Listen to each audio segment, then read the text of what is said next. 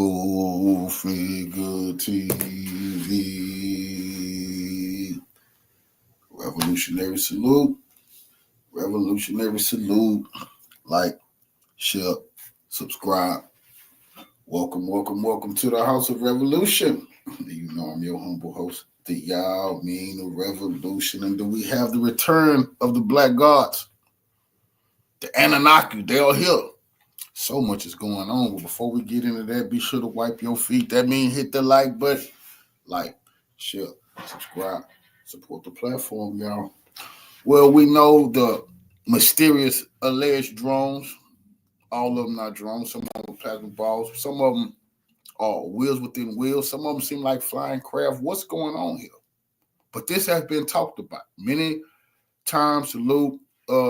They can't get away from it. It's written in history what is going on. They're trying to confuse everybody, but let's just start off with this. This is Dabu7. I want to share with you guys here some crazy footage of these lights going into the ocean off the coast of Jersey. You can hear the comments that are being made that police were called because of these lights. They're going back and forth, fire trucks, everything. They don't know what to do. People are just observing. I want to remind everybody the offer's still on the table, the challenge for someone to get in a boat, to drive out here. Someone called the cops on these lights. And find out what they are.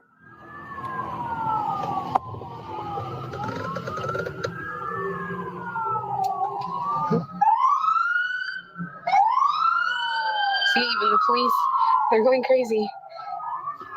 Aliens are attacking.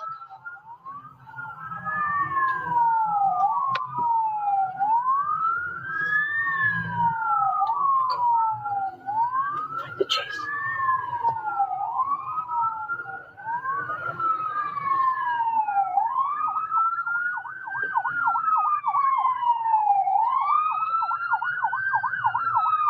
Oh my god, now cars they're starting to notice. Here comes another fire truck.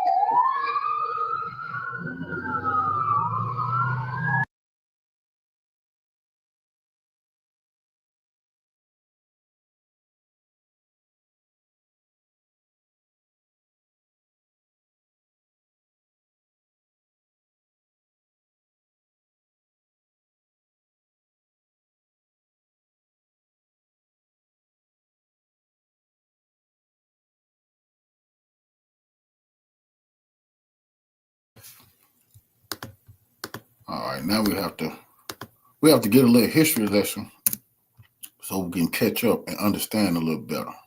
The origin of the Sumerians has been the subject of very intensive debate. They make it sound like it was a mystery all along, as if we didn't know where the people and the culture in ancient Mesopotamia came from. The Sumerians, along with the Egyptians, are known for being the earliest known people to develop a fully developed writing system. And in their explanations, they completely omit the clear and obvious evidence of the Sumerian origin, like the earliest form of the Sumerian writing system, cuneiform, which is identical in form and often in meaning to hieroglyphics. But we also are referencing people who spoke the language that we call Sumerian. And since that language has been deciphered, let's listen to what the Sumerians themselves have to say about who they were. And we will do this by reading one of the most famous ancient texts, the Epic of Gilgamesh. From this text, you will see that there is no shortage of evidence to demonstrate that the Sumerians were clearly black. And it is not just in the name they gave themselves, Salmat Kakadi, or Sagigu, meaning the people with the black heads. No, it goes deeper than that. And it has meanings and lessons that will free the minds of those with a receptive ear.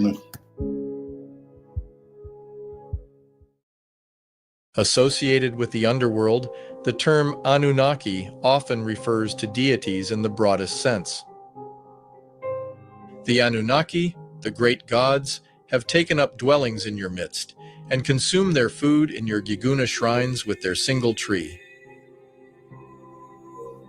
When researcher Hermel Hermstein embarked on his quest to find the real origins of the Sumerian people, there was one piece of evidence which clarified without a shadow of a doubt who the Sumerians were. It was the collection of cranium from early to mid-Mesopotamian periods. Their analysis showed consistency with other anthropological evidence, and Hermstein related to us that, quote, Neolithic West Asia had a similar population to pre-dynastic Upper Egypt.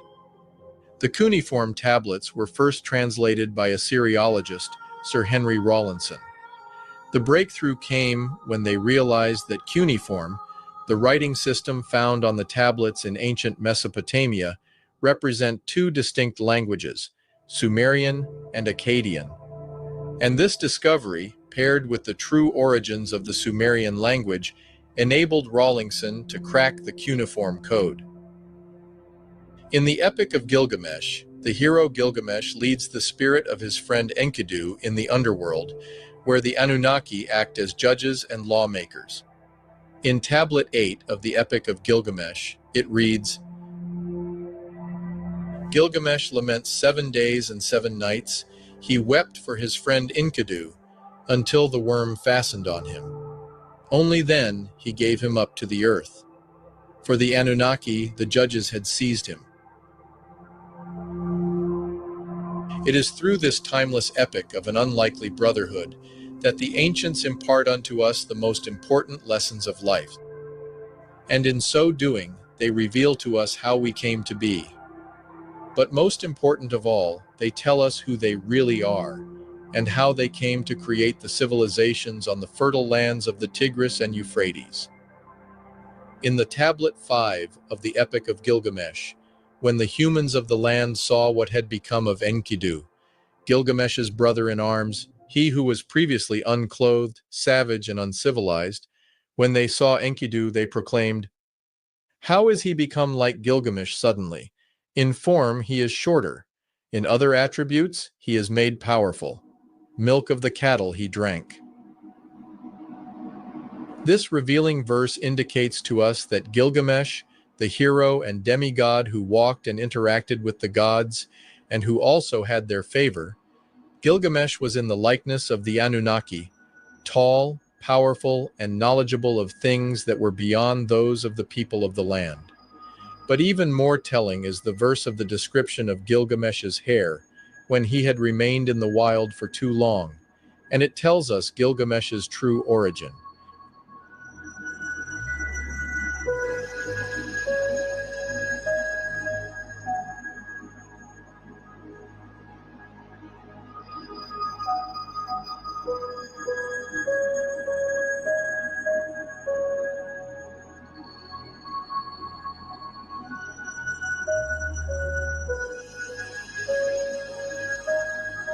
After his exile in the wild, our demigod, Gilgamesh, is described as follows. Gilgamesh, in the plain, his hair growing thickly like the corn. Now, who do you know that has hair that grows like corn when untreated? You guessed it, black Africans. Remember Sir Henry Rawlinson, who deciphered the cuneiform scripts? Rawlinson also revealed that the Sumerians were the original Scythic and Turanian people he called Kushites. But this fact was suppressed by following influential Assyriologists like Oppert. It is only in recent years, with the re-examination of Rawlinson's original work and the added perspectives of genetic findings, linguistic studies, and analysis of cranial remains, that we can now identify with confidence the true origin of the early Mesopotamian civilization. The true originators of the Epic of Gilgamesh were black Africans who migrated from the Nubio-Kemetic civilization complex. And the story of the epic fits perfectly with the historical facts that a people, a tall and all-knowing people, with powers beyond those of the land in Mesopotamia, came and brought civilization. Both in their deeds, their possessions, and their form, they were seen as gods. And they would have been. So, who are those Anunnaki that they speak of? None other than the tall black African stock from the Nubio-Kemetic civilization complex, coming to Mesopotamia as colonists, bringing their civilization and culture with them. And who were the locals of Mesopotamia? They would have been the Negritos, the descendants of the Black Natufians who had lived in that area for millennia, and had remained black from 10,000 BC to 2500 BC as the historical record shows.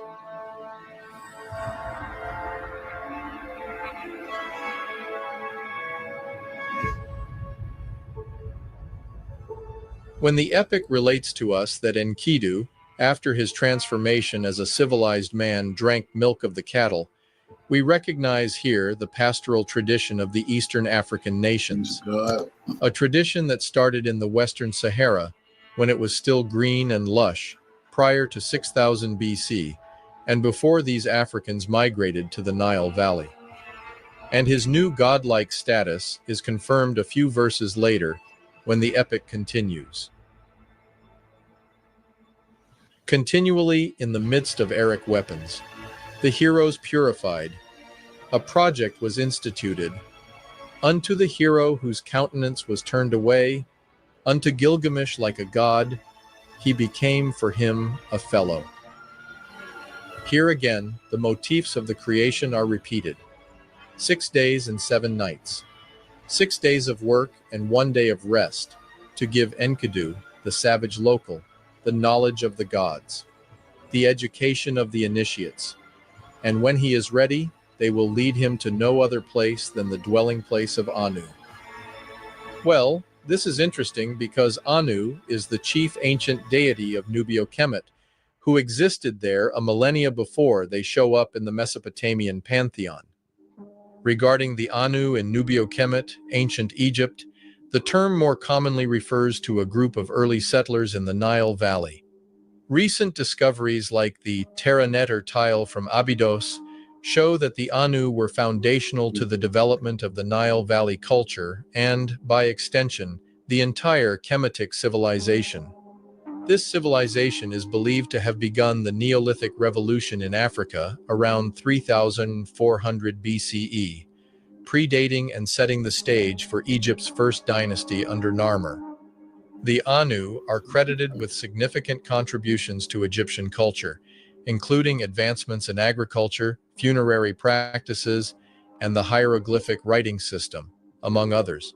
So the Neolithic culture that started with the Natufians in 10,000 BC, which then migrated to Western Sahara and continued developing until the desertification in 6000 BC, that same culture then migrated east again, towards the Nile, in search of the right conditions to continue their civilization. And the Nile offered it. And from there, they would re-civilize the Levant. The archaeological and genetic record attest to that migration, which aligns with the text from the Mesopotamian epics. Enkidu received further civilizing elements from Gilgamesh and his mother, and the epic reads, "She tore off one garment and clothed him with it. With a second garment, she clothed herself." And the text continues so as to emphasize the ignorance of Enkidu. So savage he was that he did not know what bread and beer were. Food they placed before him. He broke bread, gazing and looking. But Enkidu understood not. Bread to eat, beer to drink, he had not been taught. The Hierodule opened her mouth and said unto Enkidu, "Eat bread, O Enkidu. It is the conformity of life, of the conditions and the fate of the land." Enkidu ate bread until he was satisfied. Bread and beer are extremely sophisticated foods to the uninitiate. They require complex societies that possess specializations from agriculture to yeast culture and storage industry, and everything in between. So when the African colonists showed up with their superfood, their liquor that can make you drunk, and their science, they were de facto assigned the title of gods, and their Dinka-like height made them giants amongst the short Negritos. The Dinka people of Sudan, in the heart of ancient Egypt, are the tallest people in the world. The average height of the Dinka today is 6 feet, and in ancient times would have definitely been higher. But there is one more telling piece of evidence that the ancient Mesopotamian left to help us identify them.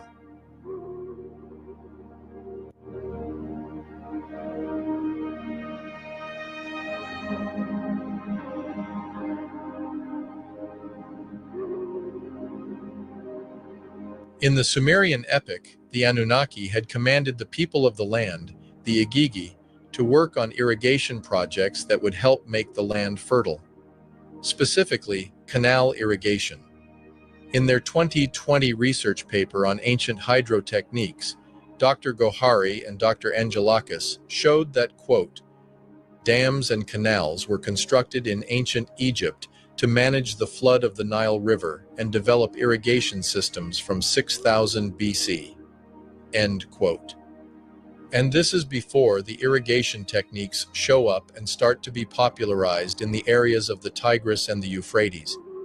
Yet another data point that shows that the Africans from the Nubio-Kemetic civilization brought their technology and know-how with them to the Mesopotamian region. The ancient city of Kish was occupied from at least as early as 3200 BC through the 7th century AD, located on the floodplain of the Euphrates River, 80 kilometers south of modern Baghdad. Kish held an extraordinary position during the formative periods of Mesopotamian history. At that time, it seems to have been the only important city in the northern part of the alluvium, while there were several major centers in the south. The ancient Mesopotamians regarded Kish as the first city to which kingship descended from heaven after the great flood that had destroyed the world. During the 3rd millennium BC, rule over Kish implied dominance over the entire northern part of the plain, and the title King of Kish bestowed prestige analogous to that of the medieval Holy Roman Emperor. The British Museum of Natural History holds the largest collection of Kish remains. These were analyzed and classified by anthropologist Faris Supia using Fordisk 2.0 to determine the affinities of the individuals and the population as a whole. Fordisk 2.0, the forensic discriminant program, enables precise classification of the ethnic origin given a cranial sample. And the forensic analysis of cranial remains in Kish shows that they were Black African, as this chart shows. Notice here that the reading of Egyptian refers to the Nubio-Kemetic stocks, which we have already seen is indistinguishable from Africans living south of the Sahara. Same goes for other non-Eurasian classifications that are directly attributable to Africans. Furthermore, consistent with the previous data, the presence of non-African stock starts to increase only in the late period. This shows that just like in the ancient Nubio-Kemet, millennia after the Africans had established the civilization, along with all its defining elements, surrounding people not only started to immigrate to Kish and the rest of Mesopotamia, but invaders also brought in new people who over centuries inherited the science, culture, and land of the Kishites, Babylonians, and Akkadians. This confirms again the Black origin of early Mesopotamia. These supreme beings that arrived in the land that instituted advanced agriculture techniques, including canal building and a new way of recording information, writing, these newcomers were Black African. Let's see what pieces of evidence in the Sumerian epic help us confirm this fact.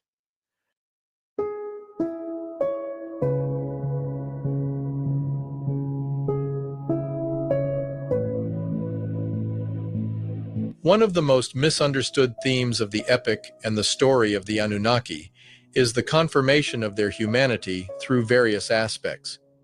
The first being the elevation of Enkidu to the status of Anunnaki.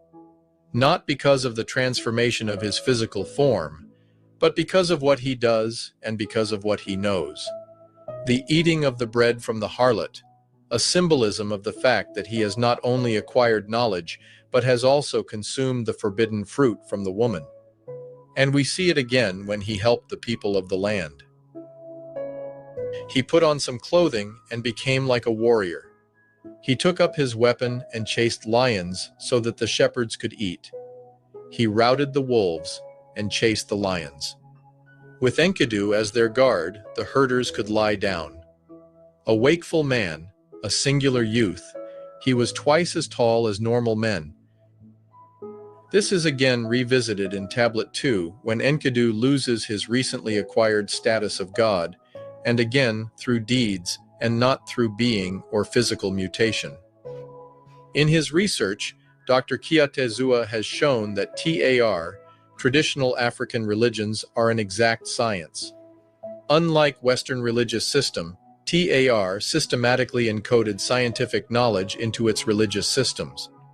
In Kemet deities, such as Ra and Anu and others, embodied various aspects of space-time, advanced mathematics, the cosmos, and other elements of our solar system and creation. TAR even implements the duopoly of fundamental elements that come in pairs like the proton and the electron, by having gods in Kemet that come in pairs, male and female counterparts.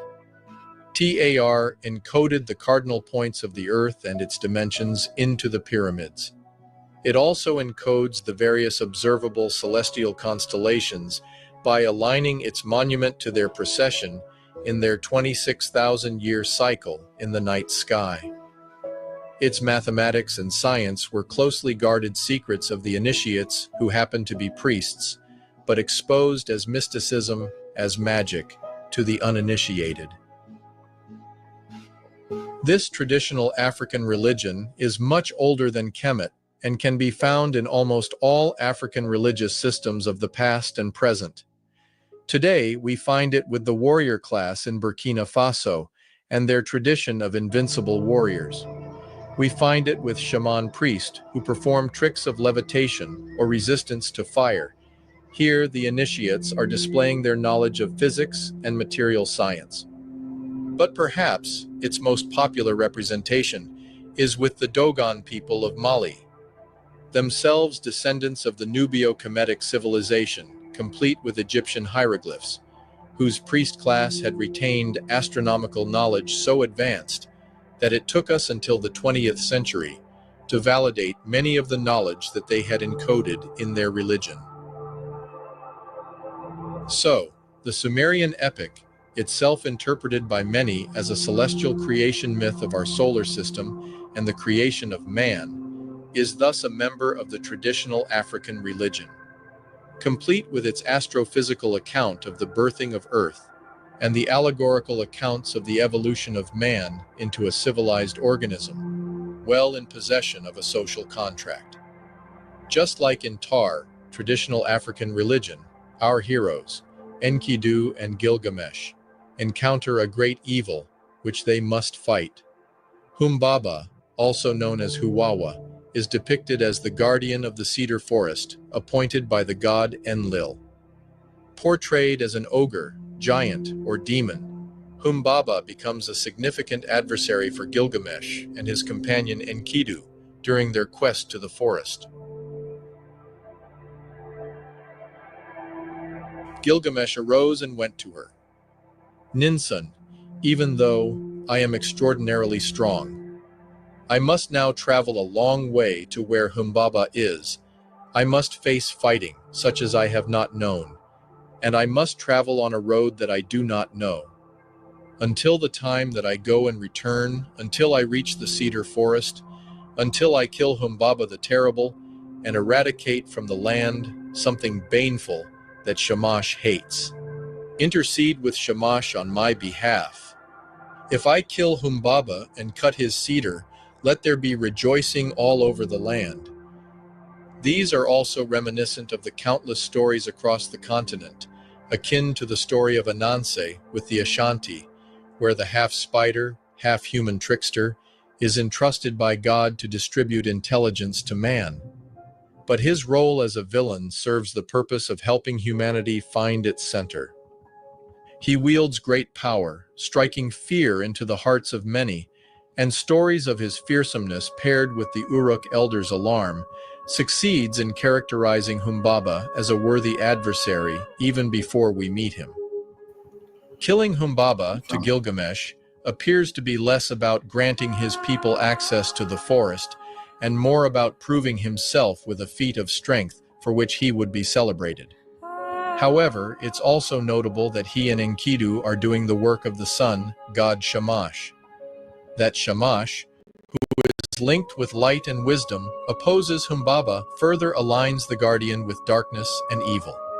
He is also chosen by Enlil, the god who brought the flood and bears little empathy for humanity.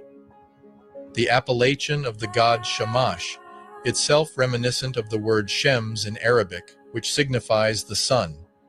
Here again, the Nubio-Kemetic motifs are present, taking us back to the sun god Ra. Surprisingly, Humbaba, though a demon, is not entirely without humanity of his own. Once defeated, he begs for his life, and he even says he'll become Gilgamesh's servant if he is spared. Urged by Enkidu, however, Gilgamesh forgoes mercy. Humbaba suggests Enkidu is jealous, fearful that he, Humbaba, would replace him as Gilgamesh's closest companion, offering a surprisingly shrewd insight into the relationship between the two warriors. Similarly astute is Humbaba's prediction that killing him and angering Enlil will bring a curse upon them. This, combined with Enkidu's rather audacious assumption that they can kill Humbaba before Enlil finds out, and thus avoid his wrath, foreshadows a coming disaster brought about by their hubris. Enkidu made a declaration to Gilgamesh. In order to protect the cedar forest, Enlil assigned Humbaba as a terror to human beings.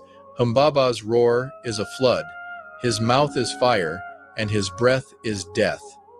He can hear 100 leagues away any rustling in his forest. Who would go down into his forest? Enlil assigned him as a terror to human beings, and whoever goes down into his forest, Join us and see how those who are said to be without history birthed civilization Our heroes itself. make their way towards the forest where Humbaba lives. They climb the mountains, separating them from the forest, but have to rest atop it for the night. Enkidu has a dream, a premonition that his friend Gilgamesh interprets for him. Enkidu interpreted the dream for his friend. My friend, your dream is favorable. The dream is extremely important. My friend, the mountain which you saw in the dream is Humbaba. It means we will capture Humbaba and kill him and throw his corpse into the wasteland. In the morning, there will be a favorable message from Shamash. As they get ready to engage the monstrous Humbaba, the tablet proclaims,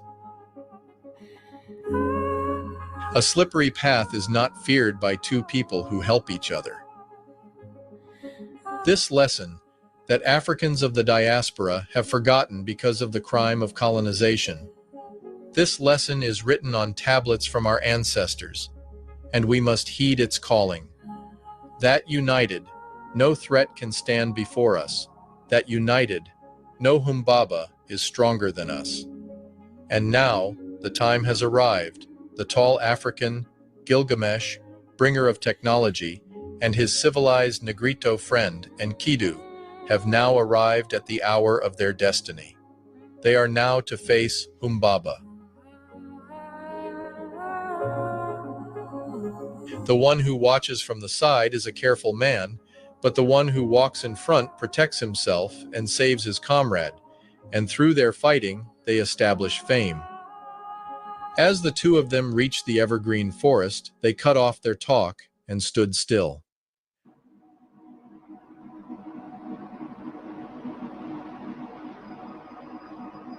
The underworld, that mythical place where the Anunnaki live, is the same place where many African gods live. In Tar, traditional African religion, there is a deification of the patriarch and the influential figure. You can see it with Imhotep, you can see it with Khufu. But you can also see it with the libation practices that have survived in Africa till today. A practice where precious liquor is poured on the ground while giving thanks to the ancestor. Over generations, key influential figures are elevated to the status of deity, but they still reside underground, in the underworld. It is not the dark or hellish underworld of Western society, but rather a place of peace where those respected humans dwell. Those humans who, in time, will be promoted to the rank of gods, to the rank of Anu, the Anunnaki proper, and a place from which Those ancestors continue to provide wisdom, those who are still going through the test of life.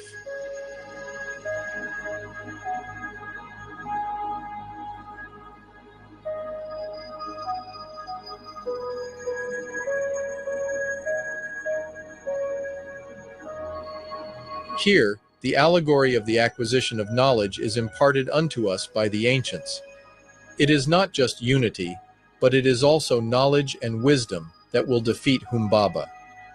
This is why Enkidu had to be civilized. This is why, via learning the ways of the Anunnaki, Enkidu himself becomes strong. As they stand together facing the Humbaba, the treacherous being addresses them, and the tablet continues. Humbaba spoke to Gilgamesh, saying, "An idiot and a moron should give advice to each other. But you, Gilgamesh, why have you come to me? When you were still young, I saw you but did not go over to you. And now you have brought Gilgamesh into my presence. You stand as an enemy, as a stranger. I would feed your flesh to the screeching vulture, the eagle, and the vulture."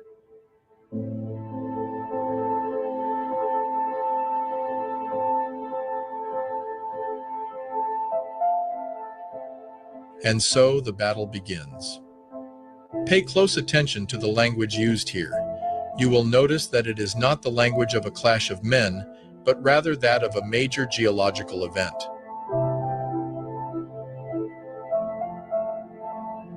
The ground split open with the heels of their feet as they whirled around in circles, meant Hermon and Lebanon split. The white clouds darkened, death rained down on them like fog. Shamash raised up against Humbaba mighty tempests. South wind, north wind, east wind, west wind, whistling wind, piercing wind, blizzard, bad wind, wind of Simuru, demon wind, ice wind, storm, sandstorm.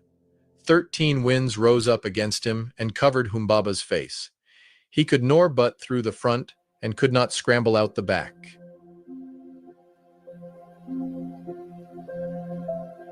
And yet still the mighty Humbaba could not withstand the might of the united friends, and is now at the mercy of our African hero.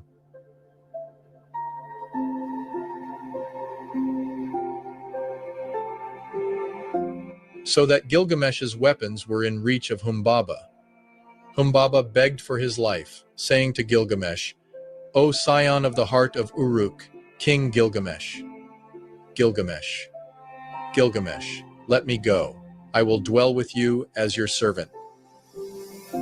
They hurried themselves to slay Humbaba before the gods intervened on his behalf.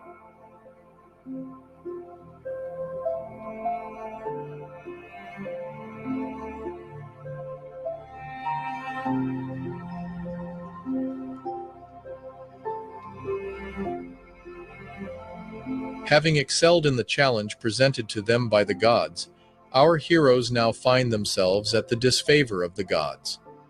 The Anunnaki now realize that united Enkidu and Gilgamesh, the crafty Bushman, and the tall Nubian are a powerful force, and now they fear. "My friend, why are the great gods in conference?" In my dream, Anu, Enlil, and Shamash held a council, and Anu spoke to Enlil. "Because they killed the bull of heaven and have also slain Humbaba, the one of them who pulled up the cedar of the mountain must die." Enlil said, "Let Enkidu die, but Gilgamesh must not die." The Anunnaki had sealed the fate of Gilgamesh's friend, the fate of his now brother, in knowledge and power, Enkidu. Then Enkidu said, "So now must one become a ghost, to sit with the ghosts of the dead, to see my dear brother nevermore." Gilgamesh listened to the words of Enkidu, his friend, and his tears flowed. But before his last hour, Enkidu curses the very woman that brought him the forbidden fruit of knowledge. And in his speech, we find the conundrum of man, that he who becomes knowledgeable, he who acquires intelligence and consciousness, this being is now condemned to also be aware that one day he will come to pass. a realization that he did not have before becoming fully human.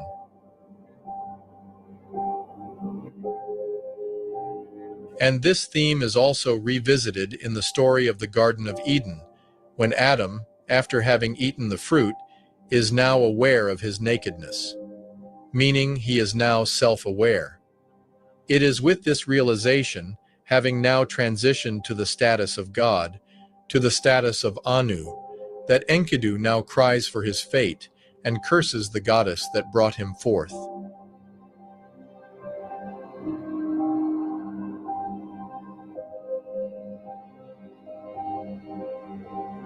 Come now, Shamhat the harlot, I am going to decree your fate, a fate that will never come to an end for eternity. I will curse you with a great curse. May you not be able to make a household. May you never acquire anything of bright alabaster. May shining silver, man's delight, not be cast into your house. May a wasteland be your sleeping place. This curse is that of the formation of the asteroid belt, never to bear life and forever doomed to the wasteland. A punishment suitable for any celestial body that has destroyed another. Upon hearing the curse of Enkidu, the African god Shamash reminds Enkidu that it was Shamhat that gave him the bread of knowledge, that clothed him, and that gave him his brother friend Gilgamesh.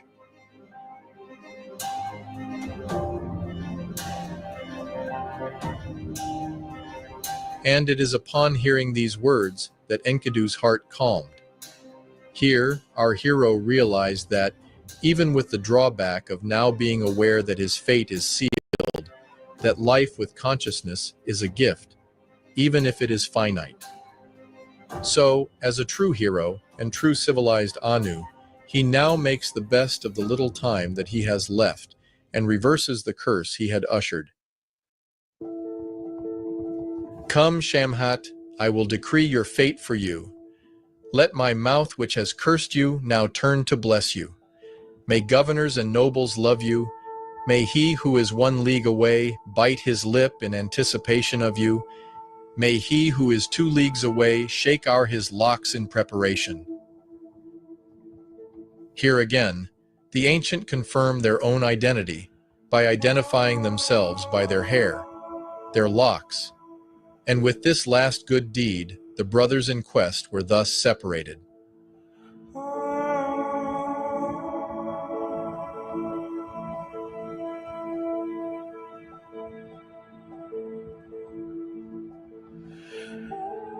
It is not until Tablet 11 of the epic that we get the story of the Great Flood sent by Enlil.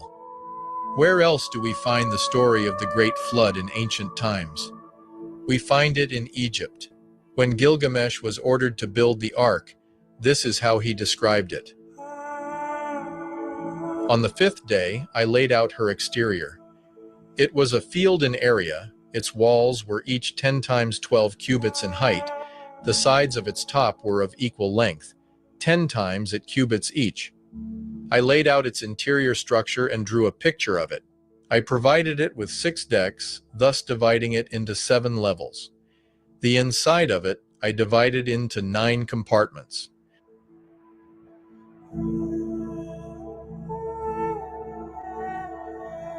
Of interest here is the unit of measure, the cubit. If you have seen our episode 12 on the origins of mathematics, then you know that the cubit is a unit of measure that originated from the Africans in Kemet. But because Sumer was a colony of Kemet, one should not be surprised to find the same unit of measurements here too. In fact, ancient Mesopotamian units of measurement originated in the loosely organized city-states of early dynastic Sumer. Each city, kingdom, and trade guild had its own standards until the formation of the Akkadian Empire, when Sargon of Akkad issued a common standard. This standard was improved by Naram-Sin, but fell into disuse after the Akkadian Empire dissolved. The standard of Naram-Sin was readopted in the Ur III period by the Nanshe-Him, which reduced a plethora of multiple standards to a few agreed-upon common groupings. Successors to Sumerian civilization, including the Babylonians, Assyrians, and Persians, continued to use these groupings. Both Naram-Sin and Sargon of Akkad were phenotypically black. The victory stele of Naram-Sin, which dates back to 2250 BC, depicts the conqueror king and the people of Zagreb, whom he conquered as black people, sporting typical afros, luscious lips, and long limbs proportions. Yet another one of those rarely shared archaeological gem.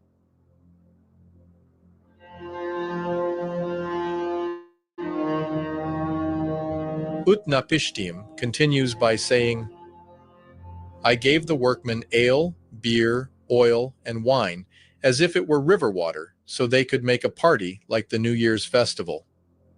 And I set my hand to the oiling. The boat was finished by sunset. The launching was very difficult. They had to keep carrying a runway of poles front to back, until 2/3 of it had gone into the water. Whatever I had, I loaded on it. Whatever silver I had, I loaded on it. Whatever gold I had, I loaded on it. All the living beings that I had, I loaded on it. I had all my kith and kin go up into the boat. All the beasts and animals of the field and the craftsmen I had go up. Here, we see that, unlike the biblical version of the story, Utnapishtim was assisted by many workers to complete the ark. Most are also not aware that Kemet had a flood myth older than that of Mesopotamia. Like the Mesopotamian and Genesis flood stories, the Egyptian flood myth begins with the anger of the high god against the ungrateful evil of the human race. A late 3rd millennium BCE myth tells how humanity had gone so far as to plot against Ra himself, and that Ra called the gods into council to decide what to do with these children of his eye. Humans had been born of the tears of his eye, represented by a goddess. In this case, the eye is Sekhmet, the lioness goddess, perhaps as the fiery sun, who, bent on the destruction of her miscreant children, descends upon humans and their world, and unleashes all of her violent fury on them. The destruction is so terrible that Ra relents and decides he must put a stop to the terror wrought by his eye. He creates beer from barley and red ochre and floods all of the fields of Egypt with it. Sekhmet is herself attracted by the beer and drinks so much of it that she becomes intoxicated and forgets about her destructive mission. A few humans are thus saved and are able to begin a new life. But beyond the myths, is there any evidence supporting the narrative of a flood? Yes. Meltwater pulse 1b. So 11,500 years ago, this sudden rise in sea levels all over the globe, and this happened right after the mini ice age of the Younger Dryas. This means that any semblance of civilization that would have sought shelter from the frigid temperature by living next to the coastlines would have been immediately destroyed by this sudden and violent seawater rise.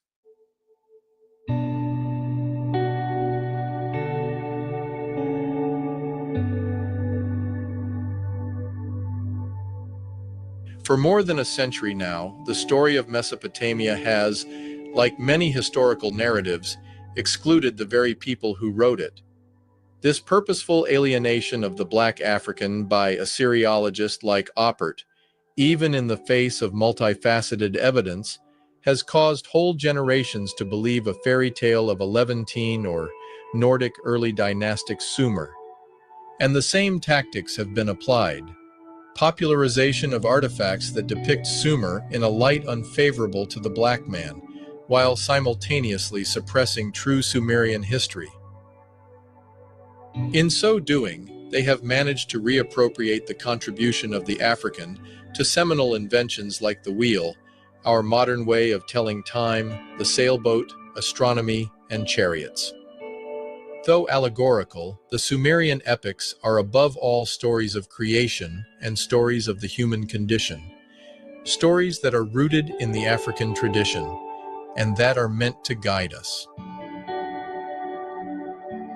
And when taken into context, The whole Mesopotamian chapter is but a continuation of the Nubio-Kemetic civilization, a continuation of the African story, one that we must listen to, not to mimic, but to help us build a better Sumer, a better Africa, one whose borders now extend all the way across the Atlantic. And it is the lesson of the brotherhood of Enkidu and Gilgamesh that we must heed as a call to action. A reminder that no matter our appearance, short or tall, light, dark, or darker skin, it is through the acquisition of knowledge that we will become gods.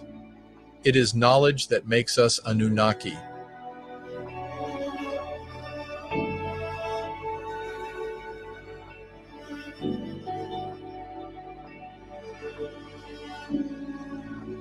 Oh, did I mention that one of the ways to become Anunnaki is to click the like button and leave a comment?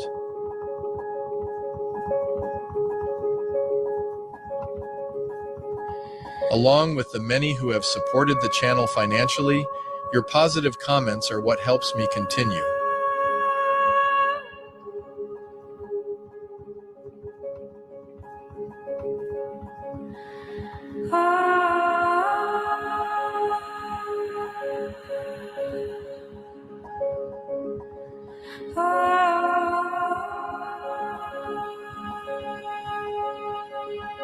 To my Patreon supporters, YouTube members, crypto donors, anyone who has clicked the like button, and anyone who has ever subscribed and shared, you guys are the rediscovered deities of Sumer. You all deserve the title of Nephilim, the giants of the Levant, builders of the arch of humanity's history, great sword of Enkidu, counselors to Sargon of Akkad, savants and initiates of the Queen Hatshepsut, generals of the army of Naram Sin, cavalry of the city of Kish, spear of the personal guard of the king Nebuchadnezzar, confident to the great goddess Shamhat. I salute you all.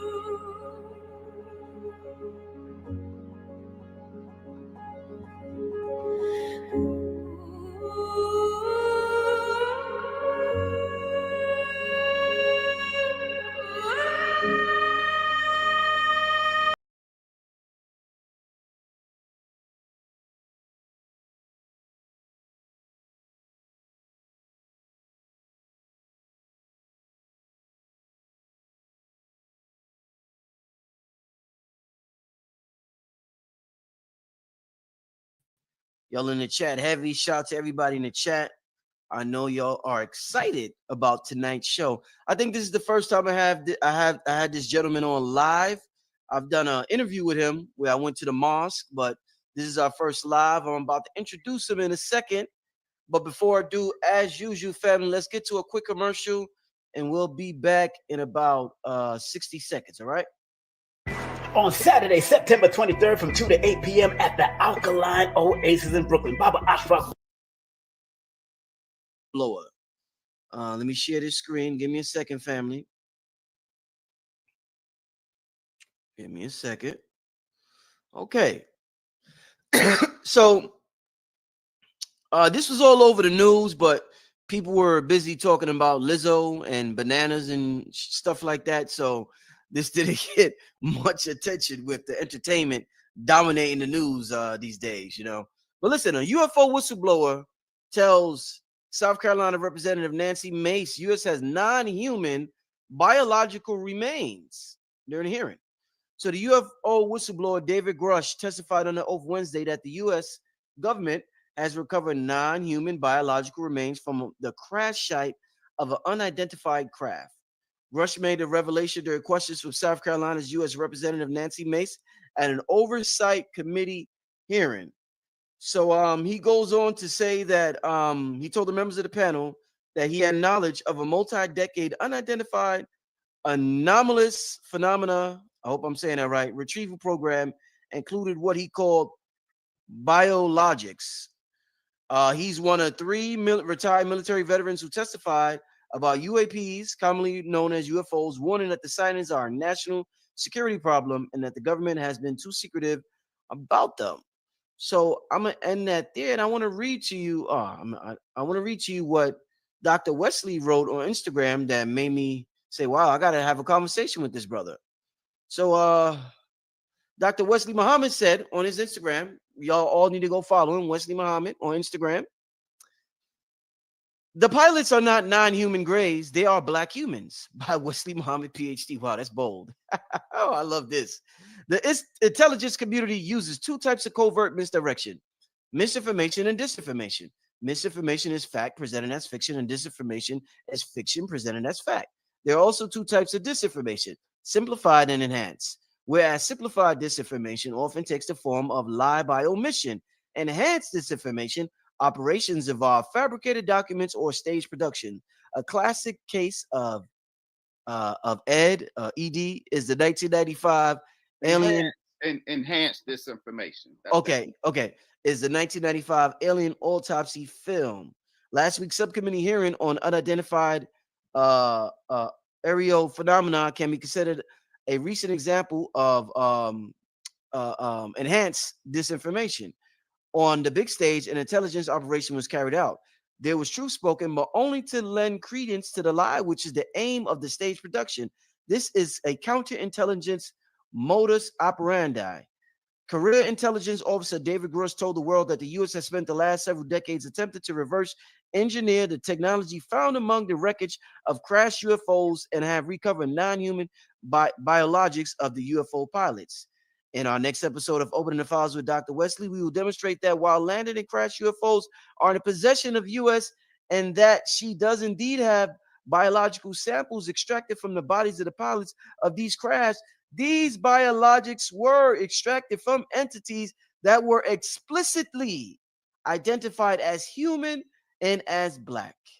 Non-human biologics is the disinformation. No, there are not numerous different alien races flying these crafts. It's only the black gods. I'm gonna end it there. Well, I just want to let me say this: the most honorable Elijah Muhammad will neither be mocked nor made a liar.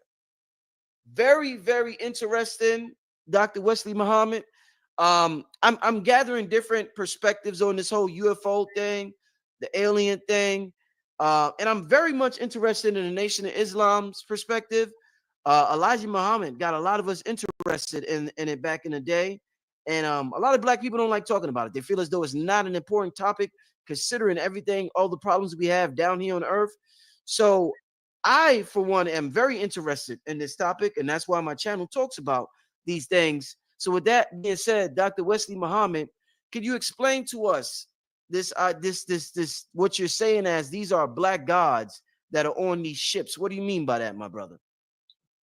Thank you, Brother Rich. First, let's take it back. Yes. The most honorable Elijah Muhammad is the origin and the true source of our understanding of these craft, commonly originally known as UFOs, now tagged as UAPs.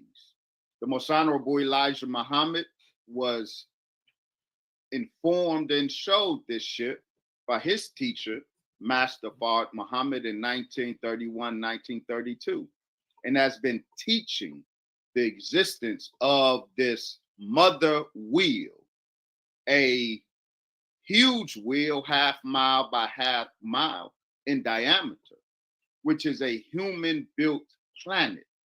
It's also and primarily a military weapon. It serves as an aircraft carrier of sorts. There are 1,500 smaller wheels on this craft. These are what is commonly referred to as flying saucers or flying discs. The most honorable Elijah Muhammad told the world about these craft and told the FBI when they arrested him in May of 1942, and then again in September of 1942, I want to read to you Yes. something, if I may. Yes, please. So people don't think that I'm sitting here with a bow tie on, religious set tripping. Mm-hmm. It is a fact that you must come to the most honorable Elijah Muhammad to get a proper understanding of what these things are flying around in our skies and able to, with ease, violate the most secure airspace, not just of the US, but of every sovereign nation on the planet Earth. Professor Michael Lee, in a very important article, said these words, documented, Mm-hmm. quote, Uncle Sam, the US government, Yes. accorded the mother plane high priority. Mm. During the time of Elijah Muhammad, the mother plane became a recurrent theme in the secret surveillance activities of the FBI and its offshoot, COINTELPRO. The FBI files on Elijah Muhammad confirm this observation. The various memos, letters, and reports that resulted from the surveillance of Elijah Muhammad make for fascinating reading, especially when it comes to the mother plane. The FBI files on Elijah Muhammad are such that the mother plane becomes time and again the subject of close scrutiny. The US government was confronted by the power of the mother plane and these craft in February of 1942. Mm-hmm. Mm-hmm. In May, President Roosevelt ordered the interning, the arrest of the most honorable Elijah Muhammad. They arrested him first in DC. They confiscated his graphs or drawings depiction of the mothership, Mm-hmm. and they interviewed him, and he gave them information regarding the mothership that they had unsuccessfully confronted in May over on the West Coast. The so-called Battle of LA was not about a single flying saucer. The main actor of that 4-hour drama was the mothership, Wow. who did 2 lines down the coast, then back up the coast, toying with America's military. When the Honorable Elijah Muhammad explained to them in May of the mothership, when they rearrested him in September of 1942, they confirmed to him the truth of what he told them. So the government, in the final words of Professor Michael Lee, the Honorable Elijah Muhammad and the Honorable Minister Louis Farrakhan represent the capstone of this study of UFOs. That is the point. That is a fact. That's the point to open with, because everybody is trying to hijack this knowledge now. People who have mocked the most honorable Elijah Muhammad and the Nation of Islam for decades because we teach about this plane and UFOs. They mock us as tinfoil head people. Now, the overwhelming evidence is compelling acceptance of the reality, but people, instead of giving credit where credit is properly due, people want to hijack this reality and then twist it, make it into what it ain't. Now, there's a reason. I will close. There's a reason the government has the people believing that these craft are flown by non-human extraterrestrial biological entities.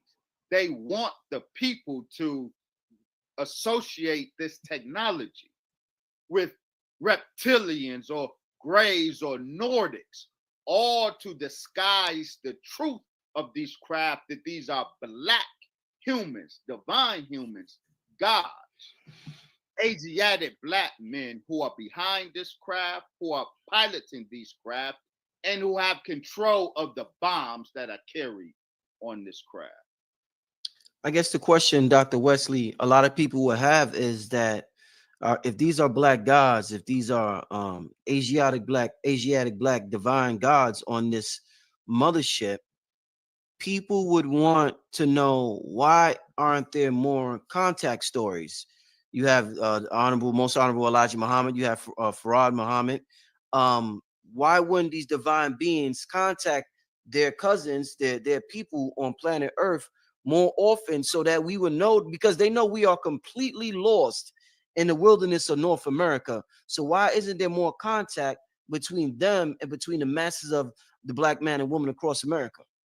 One, there is a great deal of contact information Queen. regarding the true reality of the pilots of these craft.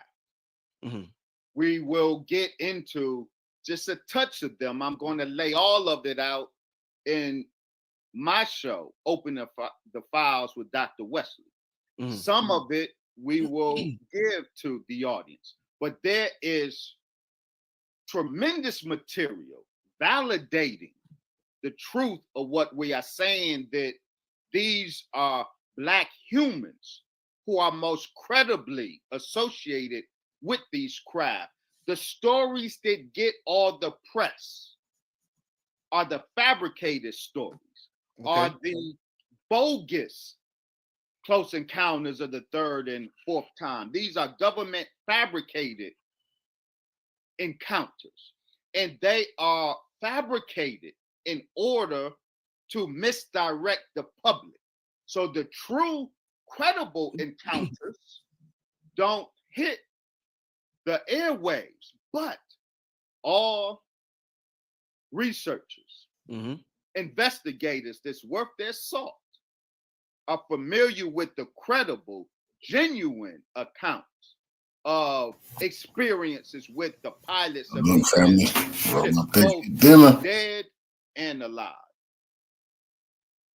So the answer to your question is, they have been such encounters, but the popular narrative, the ufological narrative, the orthodox narrative of the UFO or ufological community is a narrative that has been shaped, has been guided, directed by the U.S. intelligence apparatus.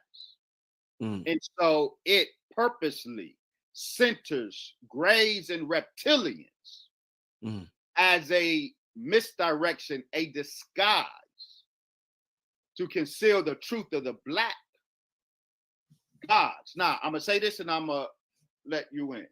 And we will go at this. I'm going to throw it out there and then we can go out after it in a minute. Specifically in what we're going to document. Both the green reptilians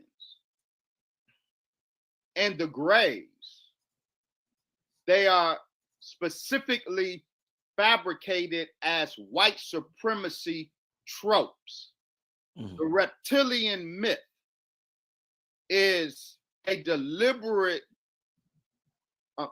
character to not just disguise the black pilots, but to demonize them. There's a specific reason why they are green reptilians.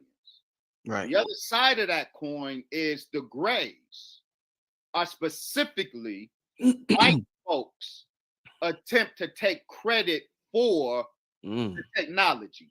The gray alien is nothing but a futuristic, evolved super white man. That's how that image originated. Wow. And the green alien originated as a demonizing of black people. And so these two tropes, the reptilian, the green alien, is the demonization of the authentic black pilots of these craft. And the great aliens is white folks usurping the role of the black gods who are actually responsible. Well, Dr. Wesley, what would you say to people who say they've had contact with grays and that they are white, or have had contact with entities, aliens, and that they were non-black? What would you say about their particular experience? Let me take your time, brother. This is a very important matter. Allow me to answer that question in a very scenic route, taking a very scenic route, but it's a very important route.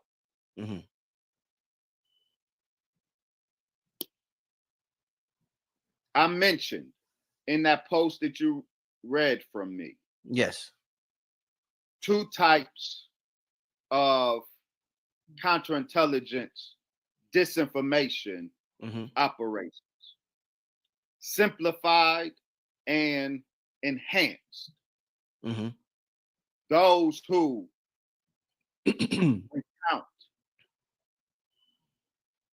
their experience with grays, they are either the victims of or operatives of a particular enhanced disinformation operation. I hope you got that. Yes. Those who recount personal encounters with grays associated with these ships are either the victims of a particular enhanced disinformation operation or are parties to that operation. So bear with your brother, because this is very important. In October 1989, in London, a group of persons who worked for the Home Office, which is the governmental office of the UK. This was a group that informally investigated the UFO phenomenon. They were brought to a meeting at an office in the Ministry of Defense. The meeting was conducted by 2 men, an officer from Britain's Defense Intelligence Staff and an American CIA agent. This group was shown with no commentary and no explanation. This group in October 1989 was brought to a room and shown a film. A grainy, archaic, poor quality film. On the film, a group of individuals in radiation suits approach a body laying on a makeshift table. It's not a human body, but it's humanoid. It has a big head, has big black almond-shaped eyes, and gray skin. Over the course of 2 hours, this group of Home Office staff watched a gross dissection of this humanoid body. After 2 hours of watching this gross scene, the last scene of this film focused or diverted to a cell wherein there was a similar creature but alive but cowering, as if the creature knew what it was about to experience. Then the movie ended. This group of Home Office staff in October 1989 was later informed that the film was a product of a particular joint Anglo-American operation, specifically a top secret program of disinformation that involved the Royal Air Force's Provost and Security Services, PNSS, in collaboration with the U.S. Air Force Office of Special Investigations and elements of the National Security Agency. This Anglo-American joint disinformation operation, this Home Office staff was informed, was intended to seed disinformation to the American and the British public regarding or with fabricated but very official looking documents that have a careful combination of fact and fiction. And the point of this joint Anglo-American disinformation operation was to muddy the waters regarding the truth that was coming out regarding the Roswell incident of July 1947. Mm-hmm. The reason this is important, in answer to your question, that October 1989 film that was part of the joint Anglo-American disinformation operation later found its way in the very infamous 1995 Santilli alien autopsy that was aired on Fox News and that deeply impacted the world's perspective on what an alien looks like. The Santilli film, the alien autopsy, which has been proved to be a hoax, but it's more than a hoax. It literally used the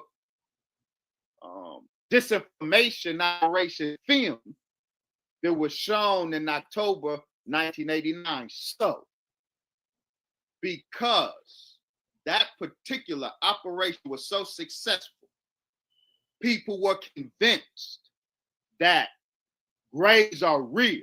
And here is a real live autopsy that we know Roswell is real. There's too much smoke for there to not be fire. So the people instinctively knew Roswell was real.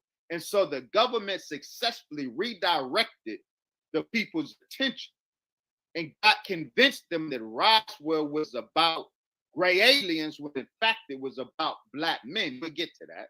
Roswell was about black men. But through this fabricated film, the certification, if you will, of the graves as a bona fide entity was achieved. And so people today already convinced that the graves are real. There are a whole spectrum of circumstances, of experience, encounters they can have that their mind, their consciousness, or their subconsciousness will import a gray alien into that encounter. But that don't make it less of a fabrication. So while I won't, it's just like asking me, what do you say, Brother Wesley, about Christian men and women who swear they've been called by God? Amen. But you know, a man by his works. And I can tell this man what he doing, and he's saying it ain't God that called him. But I can't deny his experience. If someone said they saw the Loch Ness monster, I won't argue anybody's experience because their experience might be a genuine experience, but there's a whole spectrum of reasons to account for that experience that does not necessarily mean the Loch Ness Monster is real. Indeed. Let me ask you this, Dr. Wesley Muhammad. You saying that these are black gods on this mothership. There was a movie that came out, Hidden Figures, and this was during the height. This movie was about the height of the space race, and the movie was centered around 3 black women who were basically like human computers. They was doing their thing over at NASA, and that movie helped people to understand the importance of black women and the technology that we possess inside and how we're able to create and do things at a certain level. My question to you is there any connection with all the talk about missing black women? Can they possibly be going, are they being abducted by this mothership to do something else on the mothership? Is there any connection there? Because we just automatically think it's sex trafficking, but it's something a little more deeper than that. No, let's stay with sex trafficking. Yeah. For this reason. A very important confession. When it is said that most of ufological orthodoxy is a deliberate fabrication by the U.S. and British intelligence apparatus, we're not just throwing out conspiracy theory. Bill Moore, one of the most important early UFO researchers, he wrote the seminal book on the Roswell incident, or co-wrote it. He was, through the 80s, really the most important UFO researcher. And then in 1989, he mounted the rostrum at a MUFON conference. And before the audience of enthusiastic UFO truthers, he exposed that all of this time he had been working with the U.S. Air Force disinformation campaign. He identified the role that he played in the intelligence officers that he was a conduit for in spreading disinformation. And on that, in his confession, is on video. And while he is confessing to his role, willing role in spreading disinformation for the U.S. Air Force's intelligence unit, he lists the disinformation that he helped to spread. It involved alleged exchange programs between extraterrestrials and humans, which later evolved into Operation Circle, I think it's called. But he also said the abduction stories that became popular in American pop culture was a fruit of this disinformation campaign. Now, I'm not saying that there are no genuine quote unquote abduction stories, but no, black women aren't being abducted and abused by the mothership. That is absolutely the white man abusing our women, and that's very dangerous. This is why that is an excellent example of the danger of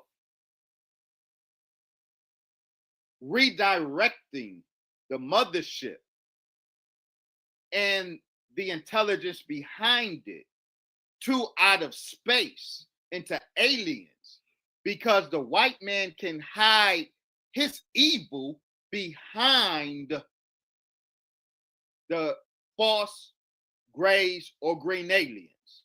So I'm going to add another point. Very important. Ben Rich, second director of Lockheed Skunk Works, which we have been hearing about in these recent hearings because Lockheed Skunk Works was given some of the wreckage material to examine. Okay. Ben Rich was the second director of Lockheed Skunk Works from 1975 to 1991. Shortly before his death in 1995, Ben Rich said this. He revealed this, quote, "There are two types of UFOs, the one we build and the ones they build."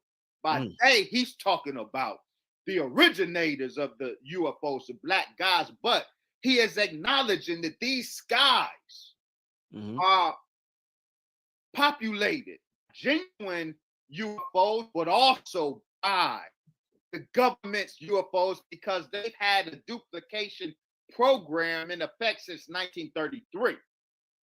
So they have UFOs flying up there. And so if there are some UFO abduction cases involving black women and the abuse of black women, it is not the black gods, it is not our UFOs that are responsible for that. It's Satan's UFOs that is doing that because there was such a high premium on the black woman for organ harvesting purposes, for sex trafficking purposes.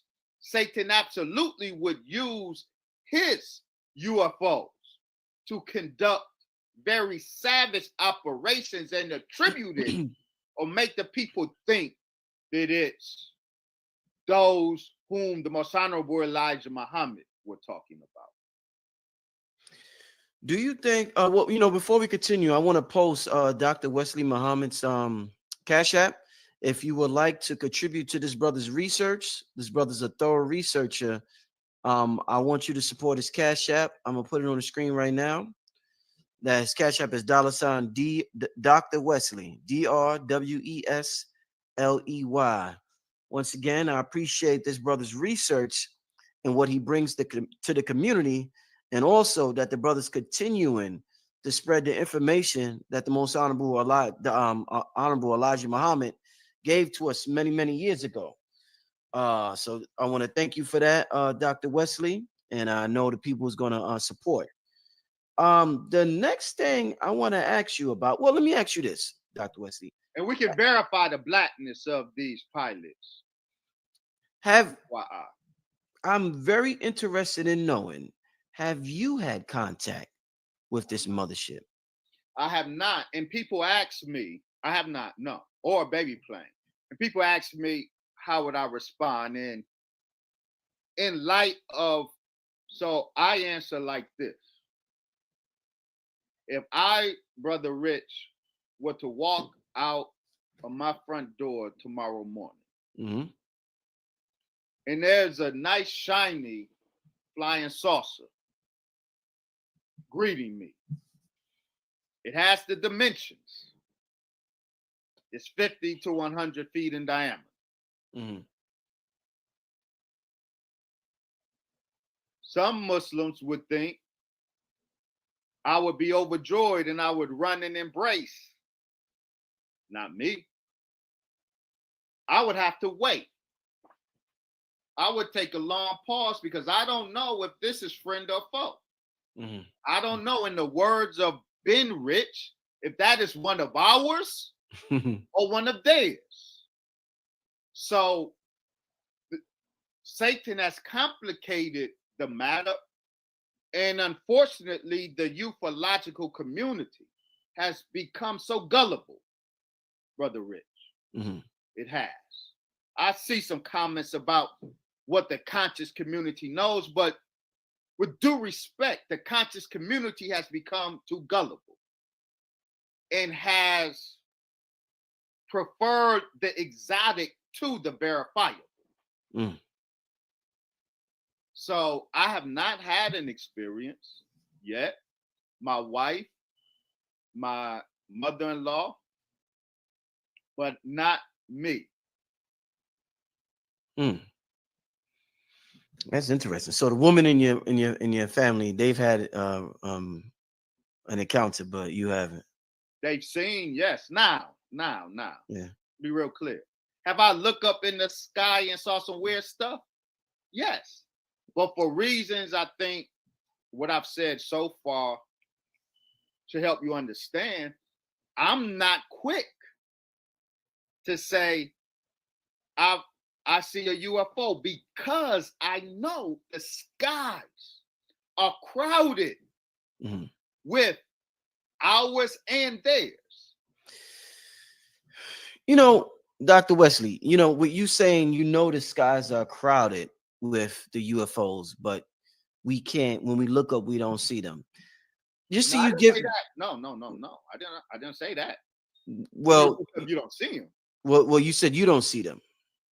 No, I said I'm not quick to identify them as I see, and it may very well be. But because of what I explained about me and what I understand, you won't hear me quick to say I've seen or even had an experience with a UFO. Like I just said, if I was to walk out my door tomorrow and bump into the edge of a flying disc, my vetting process would be more extensive than others before you hear me say I've had an experience with the baby plane.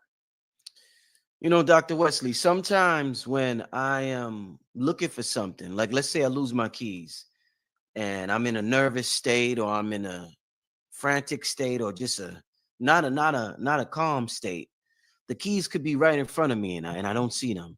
And I'm looking all over and I don't see them. Then I come back a little later and I'm like, how did the keys get right there? They're right here. How did they get right here? And I'm like, have they been there the whole time? Because I just looked all over the place and I didn't see them.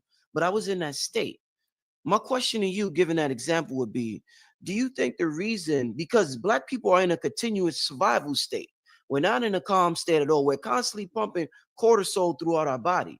My question to you, Dr. Wesley, would be, do you think the reason Farrakhan wanted to introduce Dianetics to the people is because Dianetics will get us out of that frantic survival mode where we're pumping cortisol into another mental plane where we are able to see things. We are able to connect with the bigger picture in life. Do you think Dianetics is somehow connected to this UFO thing because it was going to allow us to open up our minds and get out of the survival mode that we are in? Well, first, the Honorable Brother Minister Farrakhan introduced Dianetics to his student labor. Ain't no justified dealing with. He saw something in us. He saw a particular need in us that he thought this technology could help. Now, anyone in the nation or outside the nation is free to participate, but I want to be clear, because that's a false narrative that's out there in terms of the minister introducing it to the people. He had a specific intent with what he introduced, who he introduced it to, and the reasons. Dear brother, no. I have no knowledge of any connection between the use of Dianetics and the experience of the wheels. No, sir. Do you think, I've heard people say that the Most Honorable Elijah Muhammad is on one of them ships right now as we speak? Is that, would you agree with that? Absolutely. Because of course, we, from the Honorable Brother Minister Farrakhan, his declaration to the world in 1981, from that day to this, we stand on it. that the Most Honorable Elijah Muhammad, a black god, See, they can say that forever now. escaped the death plot in 1975. He was not killed. He escaped in a divine operation, intelligence operation. The white man is not the only one that engages in intelligence covert operations. The white Illuminati studied under and learned from the black Illuminati. So the Most Honorable Elijah Muhammad escaped the death plot in 1975 and is alive and empowered. His teacher, the savior, Master Fard Muhammad, who is the architect of this craft, the Mothership. He is Mahdi. He is Allah in person. He is also who the Roosevelt administration of 1940s, early 40s, was looking for under the name Rudra Kalkrin. Rudra Kalkrin was the last, or is prophesied as the last king of Shambhala, the Buddhist Christ. But Rudra Kalkrin means the one with the iron wheel. His kingship is denoted by his possession with the wheel that he enters the world on and cuts down his enemies. President Roosevelt, before he had the Honorable Elijah Muhammad arrested in May 1942, the Roosevelt administration sent envoys out looking for Shambhala and looking for the one with the iron wheel, Rudra Kalkrin. And when he appeared in February 1942, Rudra Kalkrin appeared. The wheel appeared in Roosevelt and his administration, who were looking for the one with the iron wheel, but he thought that he would be on his team. Roosevelt and those with him learned that they are on the opposite side of this prophecy. And this is why they bombed Japan the way they did. Hiroshima and Nagasaki were two of what was planned to be a whole carpet bombing campaign on Japan with nukes, because they found out from the Honorable Elijah Muhammad that the base, the Rudra Kalkrin's base, or the base of this ship, was in Nippon, Japan. Yeah. So absolutely. Wow. So the Roosevelt Roosevelt was killed. Well, he died. Who was succeeded by his vice president Truman, who gave the green light to carpet bomb Japan, Nippon, with those atomic bombs, hoping to smoke out the secret base where Rudra Kalkrin, the wheel in the ships, were secreted or were hidden.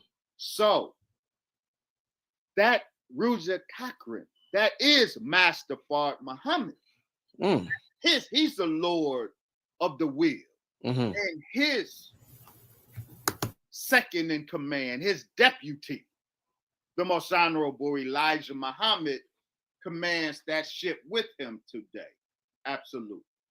You know, when I remember, you know, before TV fell off and social and YouTube took over, I will watch this show, Ancient Aliens. I forgot what channel it came on. I think the History Channel or something like that. This is back in like 05, 06, 07. And they always talked about Hitler and the aliens. I'm always hearing about Hitler and the aliens. Hitler talking to the aliens. Hitler and this technology. Hitler and that. There's some truth. Talk to me about that. Talk to me about that. What's eternal truth? What's up with that? Did Hitler know about this? It was Like Roosevelt knew about this mother plane and the mothership? He was up on that? So 1947, and before we leave, I want to go a little deeper with the Roswell incident of 1947. Okay. But what I want to say about it right now is the general public is mistaken when they attribute 1947 or identify 1947 as the time when these craft came into the possession of the West. Allah, now let's be clear. This craft can't accidentally crash. The pilots of these craft are so skillful, it is impossible for them to accidentally crash. However, as the Honorable Brother Minister Farrakhan teaches us, and the facts bear him out, Allah gifted these craft to the West for them to study so they would know the limitation of their one book of mathematical knowledge. The original man has 60,000 books of mathematics. The white man was given only one. And with that one, he has built a great technological world with it, but it is nothing compared to our technology. So Allah did gift them. He gave them a calling card, gave them craft to study so that America and the West will know what they're up against, that they cannot match the might and the technology of God. Now, 1947, Roswell was not the first time Allah gave the West a calling card. The first time was in 1933, and he did not give it to America. He gave it to Italy. Benito Mussolini and the Italian fascist government. They were the first to be gifted in August of 1933 a landed craft. Over Italy, they've seen the mothership and the baby planes. And then they came into possession of a landed craft in 1933. David Grush, who we just heard from at the recent hearing, who you quoted earlier, he also speaks to this fact, the 1933 landing of the craft now. So Italy in 1933, Mussolini has the first calling card that Allah gave the West.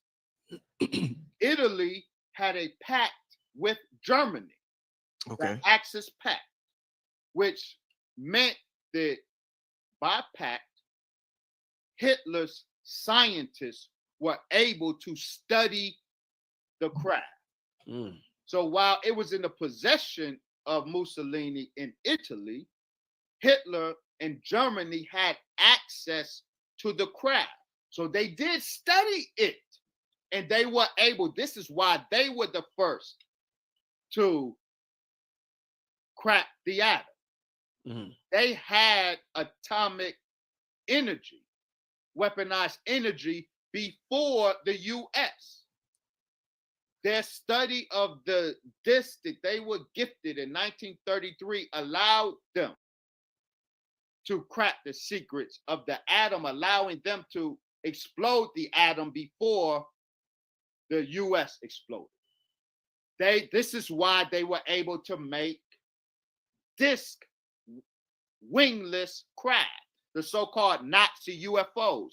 All of these were the German duplication program based on the 1933 gift that Allah gave them.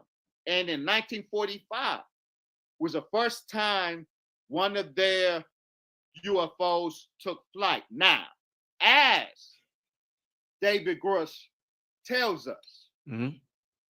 when the war ended, the Axis powers lost. Pope Pius XII, as the U.S. military was going up in Germany,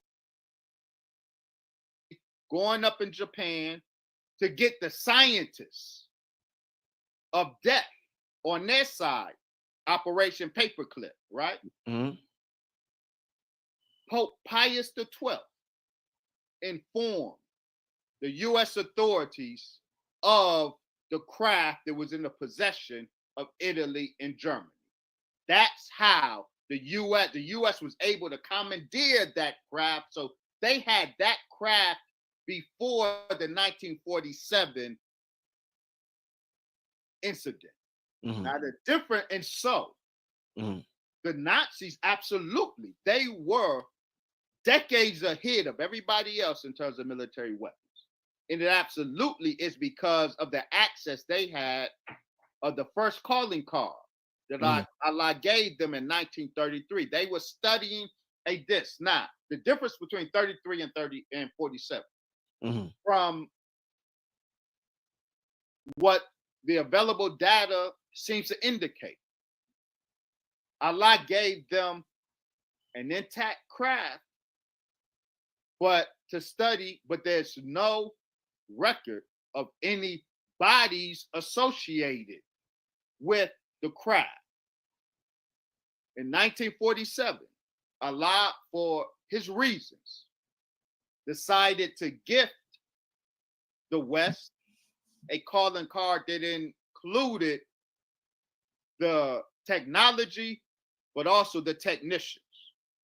Mhm. And so 1947 Roswell is different from 1933 Italy, because the Roswell incident did involve bodies of the pilots.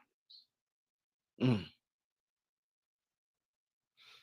And Wow. this is why there's so much talk association of the Nazis with aliens, not because the aliens visited the Nazis, but because they did best take advantage of the technology of the craft that they were able to study that was in the possession of Italy, but by contract, they had access to it and they capitalized on it more than Italy did.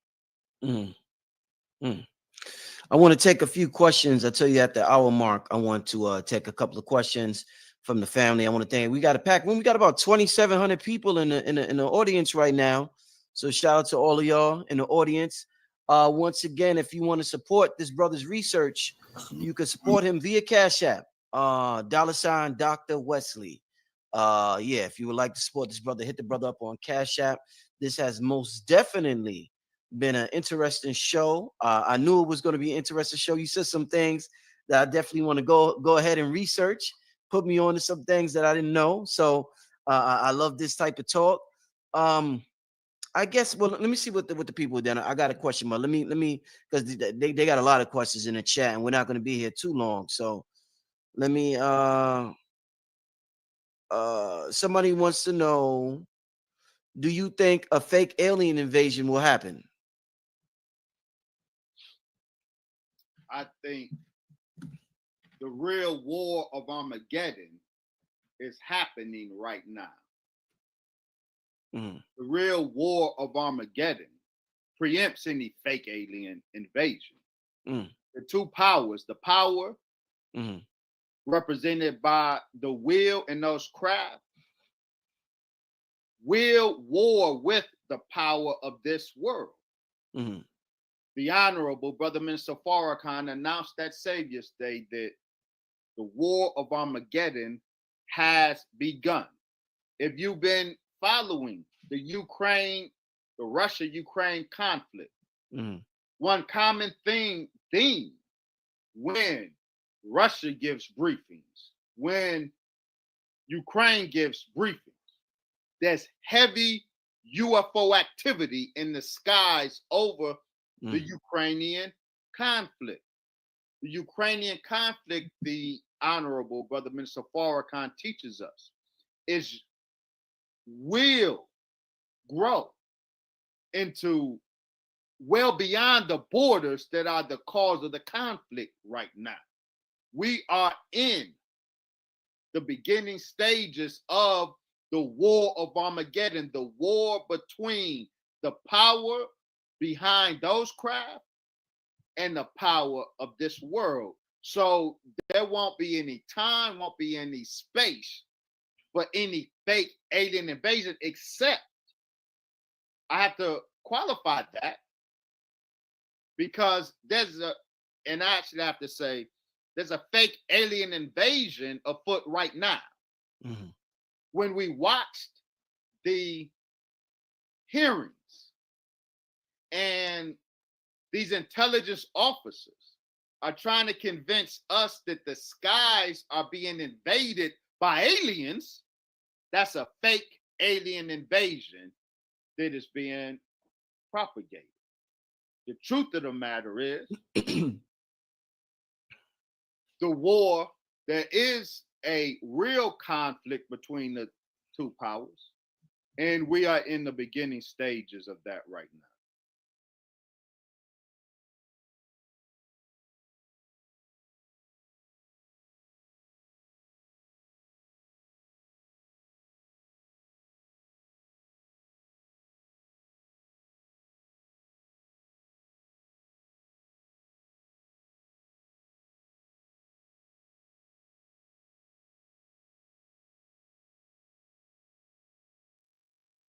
Do you believe, just for the record, that the federal government, any part of the federal government, is knowingly concealing evidence about UAPs from the public?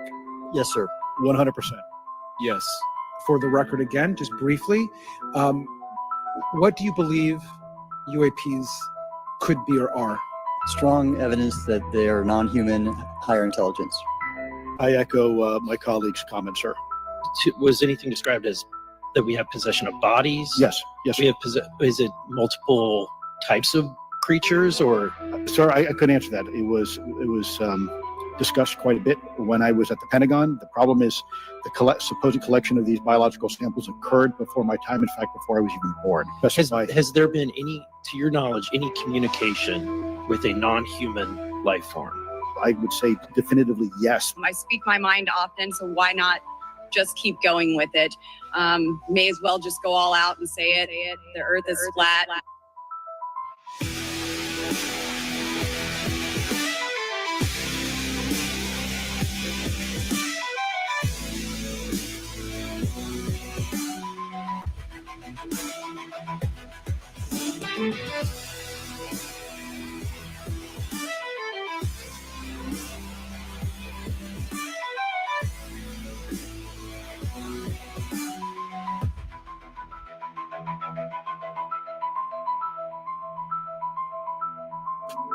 If you've got this gut-wrenching feeling that something big is about to happen, there's a reason.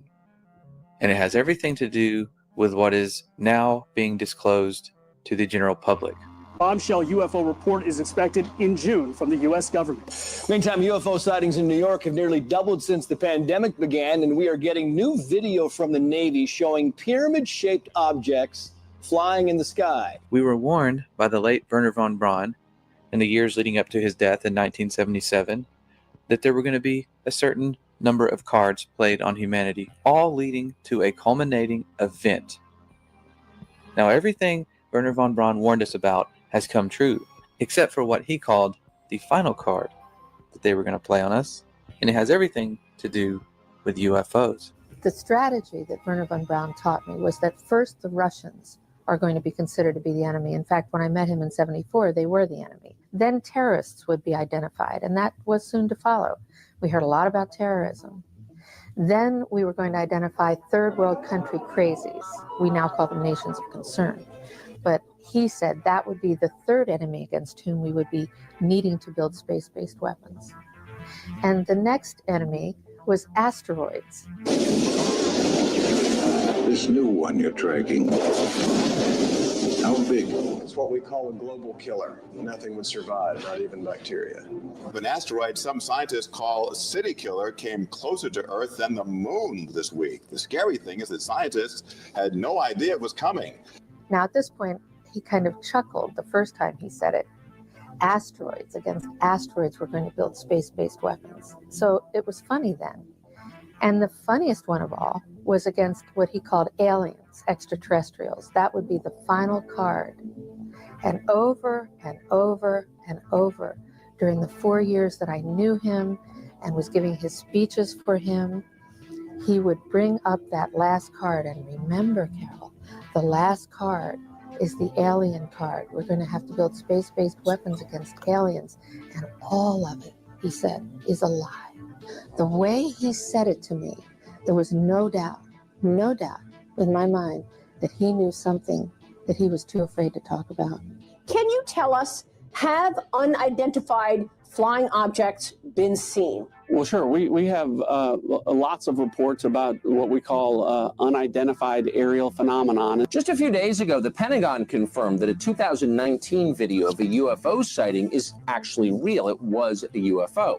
Very importantly, I'm hereby directing the Department of Defense and Pentagon to immediately begin the process necessary to establish a Space Force as the 6th branch of the armed forces. That's a big statement. Perhaps we need some outside universal threat to make us recognize this common bound. I occasionally think how quickly our differences worldwide would vanish if we were facing an alien threat from outside this world.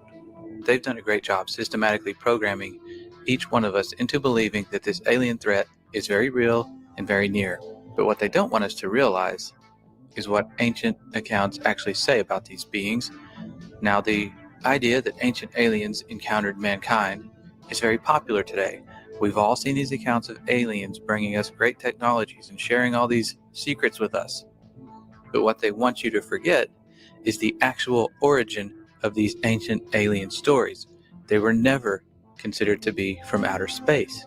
They were considered to be fallen angels. Could we reinterpret the story of fallen angels as beings not from heaven, but from Mars? Accounts dating back thousands of years depict an angelic race of people coming down and sharing their technology and their ideas with mankind, even producing offspring. But they want us to forget that and replace it with this idea of ancient aliens from space. And they have to, because that's the only way this deception is going to work, is if we don't understand what's going on. Now, if we look back at the origin of the modern alien abduction era, we'll see that it has a very demonic undertone. And look at this character right here, Aleister Crowley. He's out there in January through March of 1918 doing a series of magical experiments called the Emelantra workings, in which he is said to have opened a portal to another dimension, allowing an entity, I believe a demon, named Lamb, to enter through it. Now, this is the drawing that he made in 1918 of this character that he apparently had some interaction with. You know, if you look at this picture, it's curiously similar to something we might call an alien gray today in pop culture. So, you know, it doesn't take a whole lot of research on this character to realize he was into some really, really dark stuff. So why did I bring this up? This is, 1918 time frame. Well, you have this character who's very much a part of the early space program, Jack Parsons, who was basically a disciple, practically an heir apparent to Crowley and all of his activities. Well, supposedly Crowley's portal was further enlarged by Jet Propulsion Laboratory founder and rocket fuel scientist Jack Parsons. Okay, this is the guy who was one of the founding members of JPL. It was a big part of NASA and the space program. And he's out there with Scientology and Dianetics founder L. Ron Hubbard in March of 1946 at a location that later became known as Area 51. They're doing all kinds of ceremonial sex magic, and they called it the Babylon working. And it's very similar to the Emelantra working, based on ceremonial sex magic. But unlike Crowley, however, they were not as adept at opening and closing portals, and theirs apparently stayed open. And the modern UFO era began 1 year later, in 1947, the same year Crowley died. So, this is all going on about the same time you've got Admiral Byrd going down there for Operation High Jump. And a decade later, we got the founding of NASA. And these are the characters, okay? Freemasons, Nazis, and occultists creating the space program. What we're thinking of as aliens are they're extra dimensional beings that an earlier precursor of the space program made contact with. They are not what they claim to be. They have infiltrated a lot of aspects of the military establishment, particularly the Area 51. I remember the conversation very well. This is a person I respected tremendously, very, very senior person. He's told me, he said, Lou, I want you to stop doing this. I said, okay, sir, I certainly can, but may I ask why? And he says, well, we already know what it is. Now, at that moment, I honestly thought maybe it was our own technology. I was running up against some super uber secret sap, and they were telling me to stop. And I said, okay, sir, so it's ours? And he said, no, that's not what I'm saying. And he said, he asked me point blank, have you read your Bible lately? And I wasn't quite sure where he was going with that. I said, well, sir, I think I know what it says. Where are you going with this? And he said, well, then you would know that these things are demonic and we should not be pursuing them. Yeah. And he wasn't kidding. That's exactly how he felt. So this is a Pentagon. This is a Department of Defense official saying, stop looking at UFOs because they're demonic? Correct.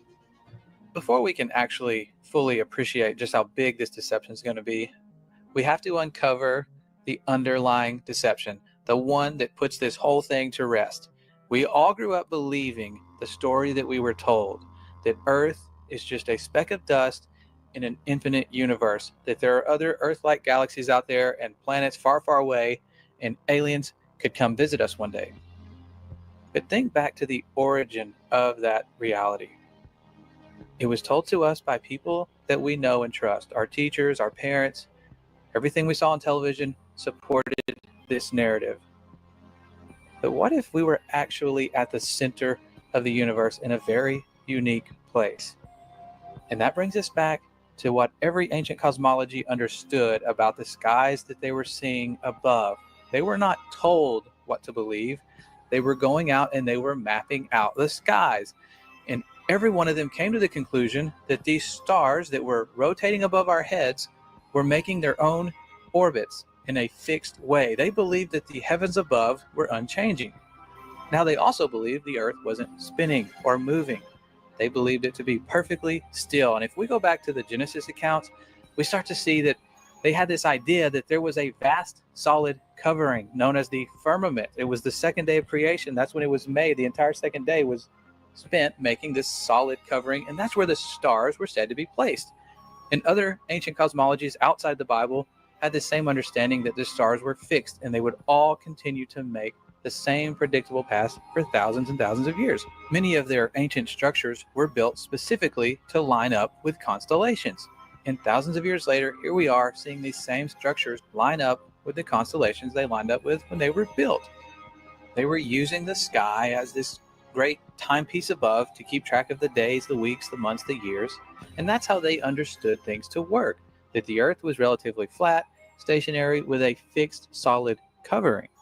Okay, now we were all taught in school that Christopher Columbus sailed in this big circle, and that proved once and for all that we live on a globe.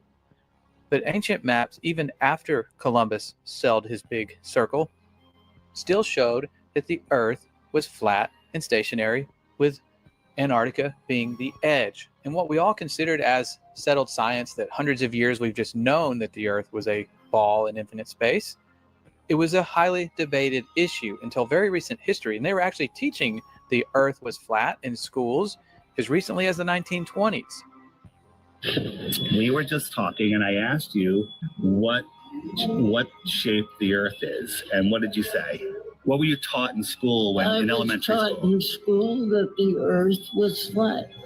And the first person to ever venture far enough up to see what the earth looked like was a guy named Auguste Piccard. Most of us have never heard of this person because when he made it to the stratosphere, he said he saw what appeared to be a flat disk with an upturned edge. Now, after Auguste Piccard ventured to the stratosphere, we have the U.S. Air Force showing us the stars from space for the very first time. And when you look at what they showed us, what they actually saw, you begin to understand why the moon landing never had stars in the background, why they're not showing us stars from space anymore, because it's very difficult to pull this off. The sky is deep black. As you can see the stars. Oh, yeah. You know, and pretty much all the time you can see the stars. The sky, of course, was black. The heavens are 10 times as bright, stars 10 times as numerous. And we cannot see stars. The thing about Carl Sagan, billions of billions, is that there really are billions and billions of stars, and you can see them. It's an unfathomable blackness, like with a texture you feel like you could stick your hand into. And that's when things start to get weird, because people have gone back and looked at declassified documents that for some reason keep mentioning a flat, non-rotating Earth over and over again. It's in their flight plans, it's in all their working models. This flat, stationary Earth repetitively keeps showing up. If it doesn't exist, there'd be absolutely no reason to base all of your science on it. Something else shows up. In the 50s, in Russia, they had documents describing the firmament. Deal. It's a long fly ball going back, and the ball shatters the sky, bringing the ocean itself down into the stadium. Oh, Simpson just broke this dream's reality wide open. And we take for granted our entire view of the universe hinges upon the Apollo moon missions. It was actually the first time we ever saw our planet as a whole, and somebody confirmed to us what we're being taught is actually real. We found a very unique reel of footage. And you want me to see this while you have me on camera? Well, and to tell us what it is. An old reel received by mistake. It contains the raw or unedited footage of the crew of Apollo 11, Michael Collins, Edwin Aldrin Jr., and Neil Armstrong, staging part of their mission for nearly an hour. I think when you see the footage, you'll see that it's very extraordinary, one of a kind, behind the scenes type of footage. Yeah. Well, if it is, why do you have access to something that no one else has seen before? Serendipity, I guess. Though the federal government would have you believe that this is a view of Earth from a distance out of the spacecraft's window as it nears the moon, it is not. What they have ingeniously done is placed the camera at the back of the spacecraft and centered the lens on a circular window in the foreground. Turn the camera on, please. As they perfected the shot, a crescent-shaped piece of black material was inset slightly into the window to create the illusion of the Earth's terminator line dividing night and day. It is uncannily convincing. If you show this publicly, you're open for a lawsuit. Here is the diffused work light that they used to see camera controls, but not throw light onto the spacecraft's wall. Finally, the iris is opened up, and you can see the real location of the camera and the very bright and near Earth out the window. You're talking to the wrong guy. Why don't you talk to the administrator at NASA? We're passengers. We're guys going on a flight. Now, maybe we could say they faked the moon landings, but what about every single space agency after this? We're putting our trust in people to be honest and show us exactly what they're seeing. They would have no reason to lie about going to space, being on a space station, but that's where things start to get even weirder, because we're catching them making big mistakes. They're having CGI glitches, their wire harnesses are not working correctly. If you do enough searching, you will find clip after clip of NASA fails. These people messing up in the middle of what's supposed to be a live feed, because even with the best technology, things screw up.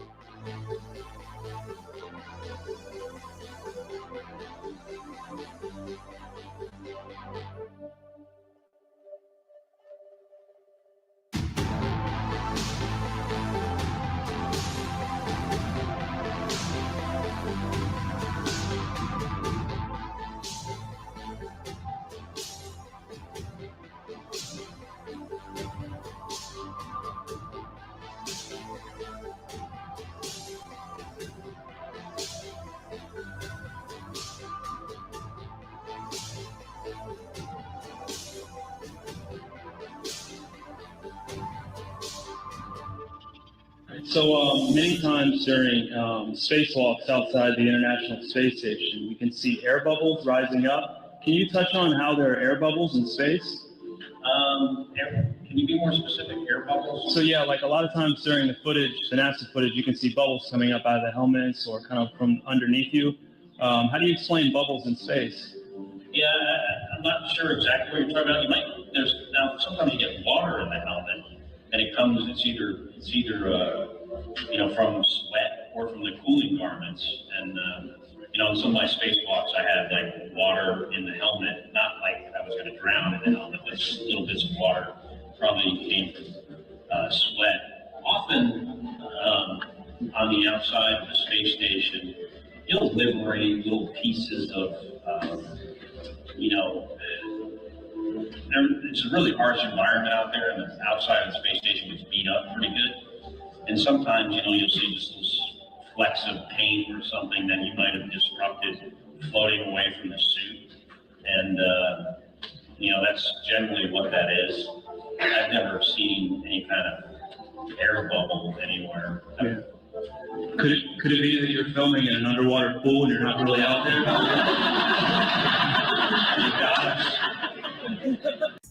Now, you and I could put this whole thing to rest ourselves by going to space. Civilians could go to space. They've been promising us this for years. We can just take a rocket and go to space, right? They are working on it as we speak.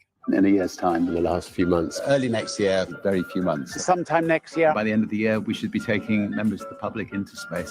By the mid-2030s. By 2020. Early in the next decade. Before 2023. And by 2025. Most certainly in our lifetime. That's 2024. We should have a permanently occupied human base on the moon and send people to Mars. It's going to grow old if we don't start flying next year. Will return Americans to the moon for the first time since 1972, if you can believe that.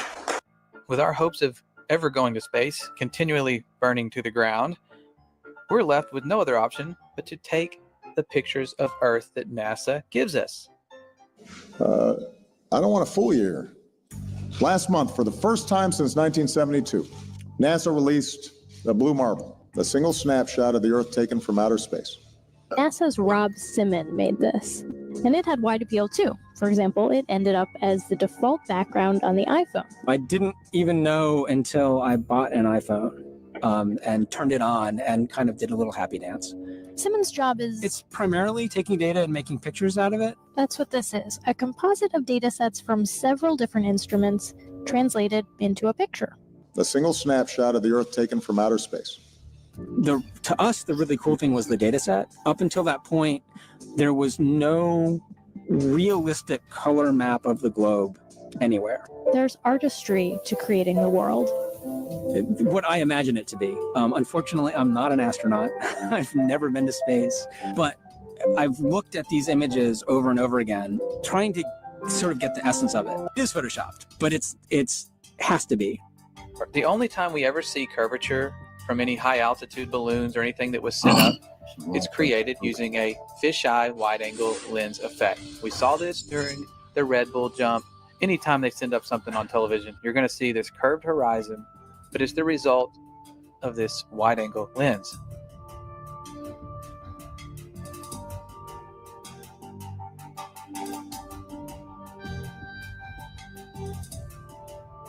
If you send up a non-fisheye lens to the highest height, no matter how high you go, the horizon always rises to your eye level, and it's always perfectly flat.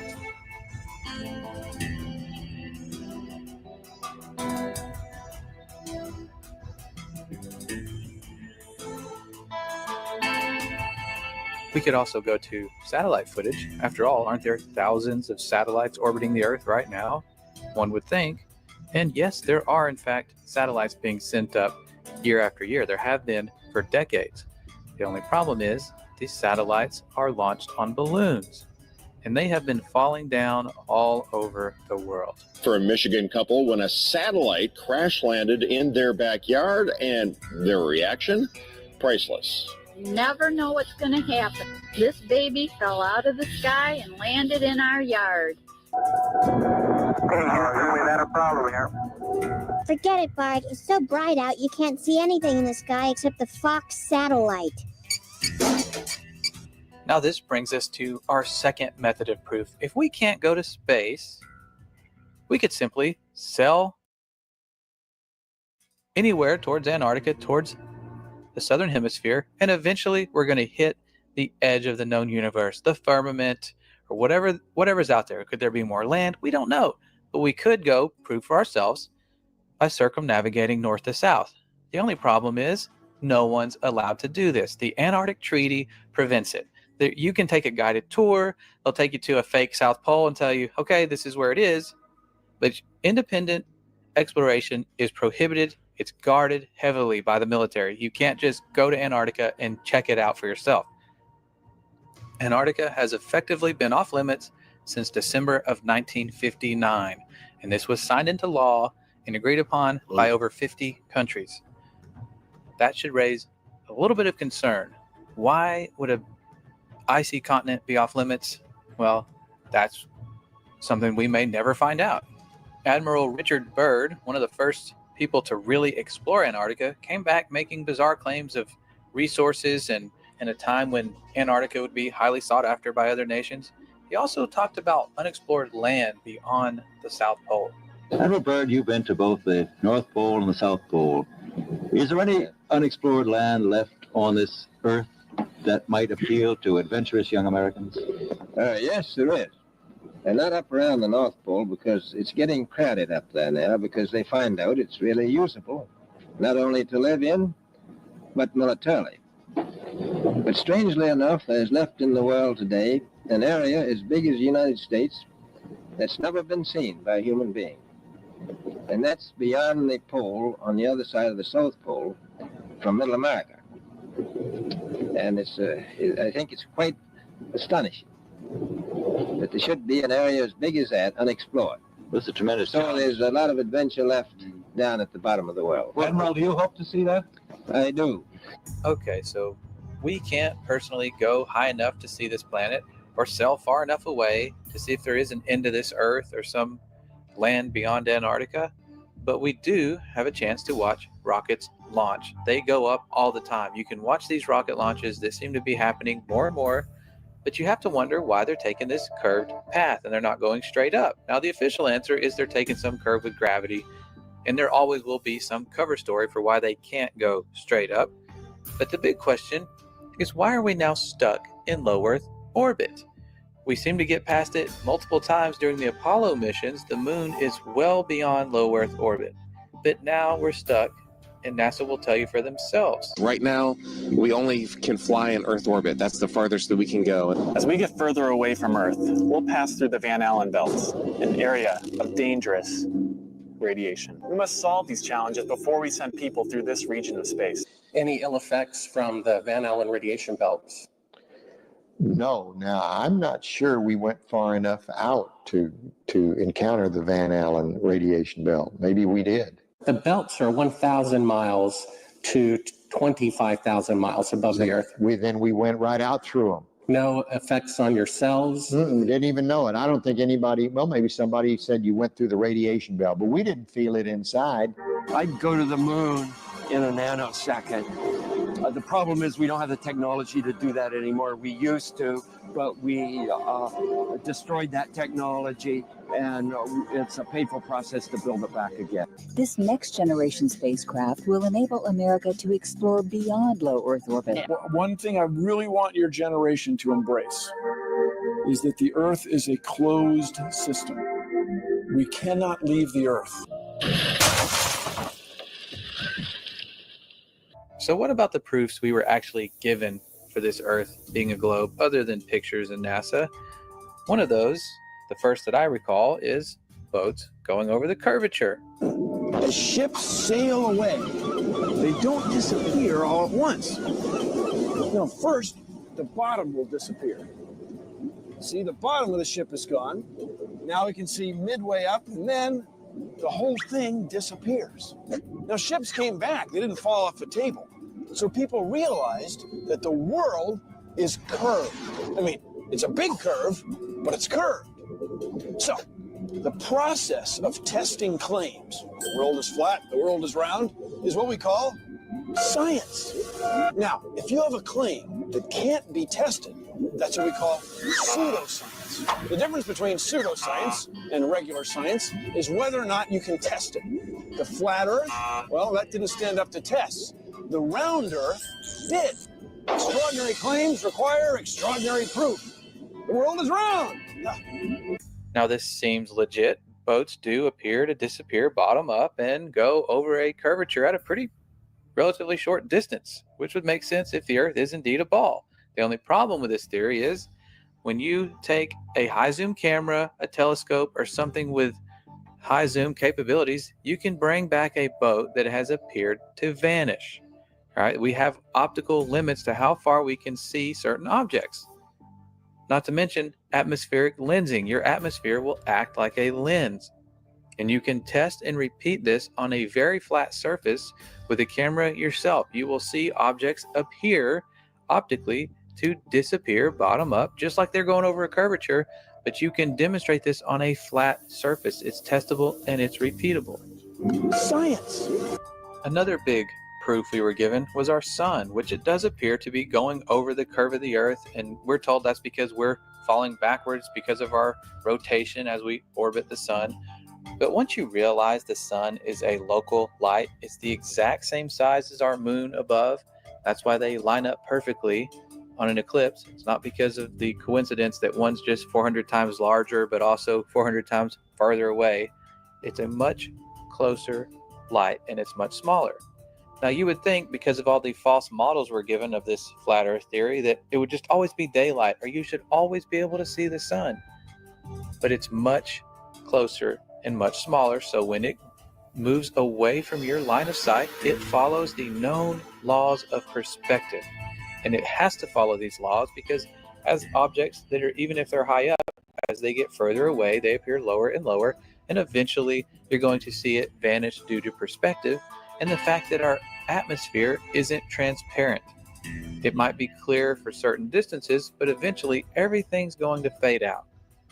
You can find time-lapse footage of the sun doing just this. You can see it, and then all of a sudden it fades out and appears to vanish. That's because it is traveling through an atmosphere that is not transparent 100%, and it is taking its local light with it.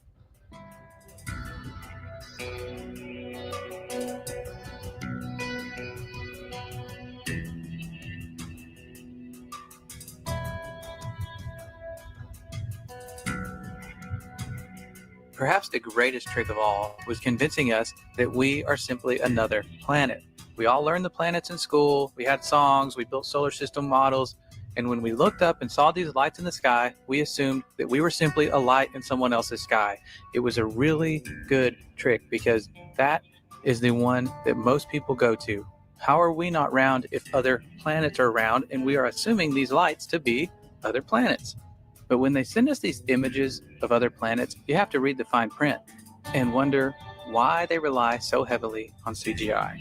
Over the years, NASA has given us spectacular photos and renderings that reveal a colorful and mysterious universe. In a small, bright office, working side by side, Robert Hurt and Tim Pyle bring the universe to life. What we're doing does have real science underlying it. Tim, once a Hollywood animator, is now a planet illustrator. Together, they produce some of NASA's most popular images. And this is sort of how it comes to me. And then Many of those images have a dark, grainy start, but color and light reveal an astonishing glimpse of how the deepest regions of space might appear to the human eye. It's a delicate blend of imagination and data. The artists meet with NASA scientists over many drafts to ensure a planet or galaxy's look lines up with the research to make each one as accurate as possible. I love the challenge. It's kind of like a puzzle to me of trying to create something that looks really cool within the restrictions that were given by the scientists. It can take days, even weeks, to produce just a single image. The dazzling final results, enough to keep us all dreaming of the final frontier for years to come. And while NASA struggles to get consistent photos or videos of our planet, they have no problem sending us HD images from Mars. We're expected to just believe these are legitimate.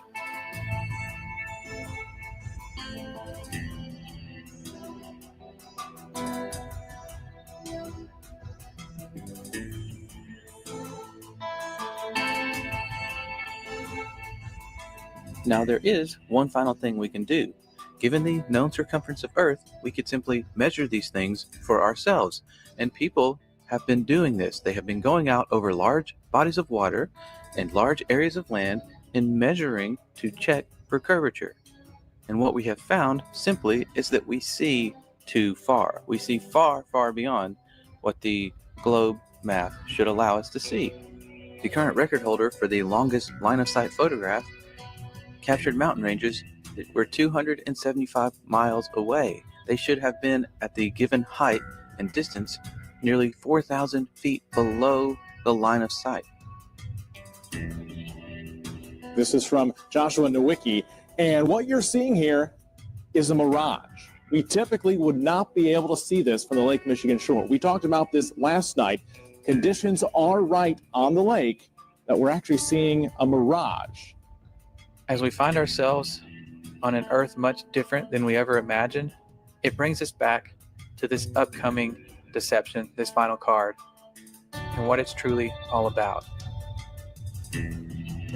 We are dealing with a huge, probably the most important deception on humanity. What I'm telling you is there's a cover-up about disinformation, and has been, by the top researchers that you people rely on to hear the truth from. Over the next 10 years, I have now worked with over 400 cases of people that have been able to stop the abduction experience in the name and authority of Jesus Christ. These are entities masquerading as high technological aliens, but they can be defeated by one name. And I saw 3 unclean spirits like frogs come out of the mouth of the dragon, and out of the mouth of the beast, and out of the mouth of the false prophet. For they are the spirits of devils, working miracles, which go forth unto the kings of the earth and of the whole world, to gather them to the battle of that great day of God Almighty. A new world order.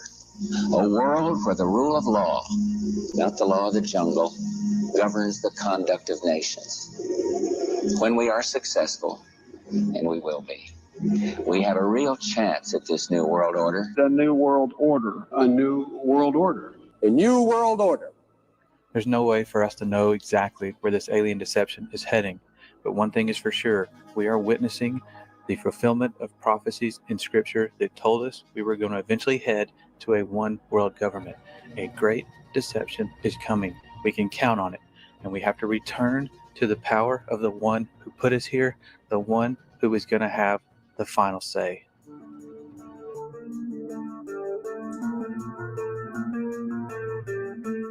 I'm amazed. I'm so happy to know it's true. It's true, and God created this world. Yes. And he's right here in the clouds above, close, not in an infinite universe. So good, right? And I can't get over it. Made me cry. Made me cry too. Yeah. Thank you. Thank you. All right, Rick, give me a hug. Here we go. I need it. Pan tam był. Czy Ziemia rzeczywiście jest kulą zawieszoną w kosmosie? Jest płaska. Tak jak oczekują i nie spodziewałem się co prawda tego pytania, ale zapewniam pana, że jest płaska. It's the best flat earth proof right behind me. This is what you have to believe in if you believe in the ball. You have to believe that you're spinning faster than the speed of sound, that you're orbiting 66,000 miles an hour, which you can't even fathom that speed, while you're chasing the sun at 500,000 miles an hour, while the whole system is moving sideways at 1.2 miles an hour, right? And all of this is happening, okay? And how it started to happen is ridiculous, but while all of that is happening, this happens. Okay? Oh, dude, you got some great images. I love it. You came prepared. This is the Earth. This is the water at large bodies of water at rest lay flat.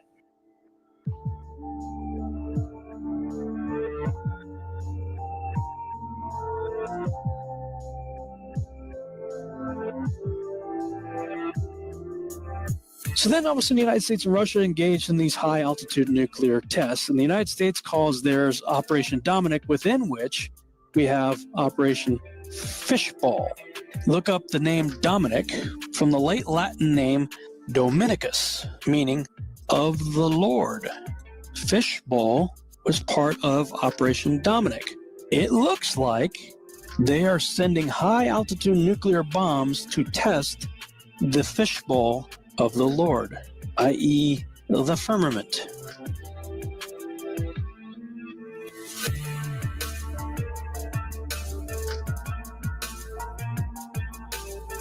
You can tell it's real because it looks so fake, honestly. I was talking with a gentleman from Belcom, and we were discussing the lie. Everything he was telling me was different from what we were being told was the truth.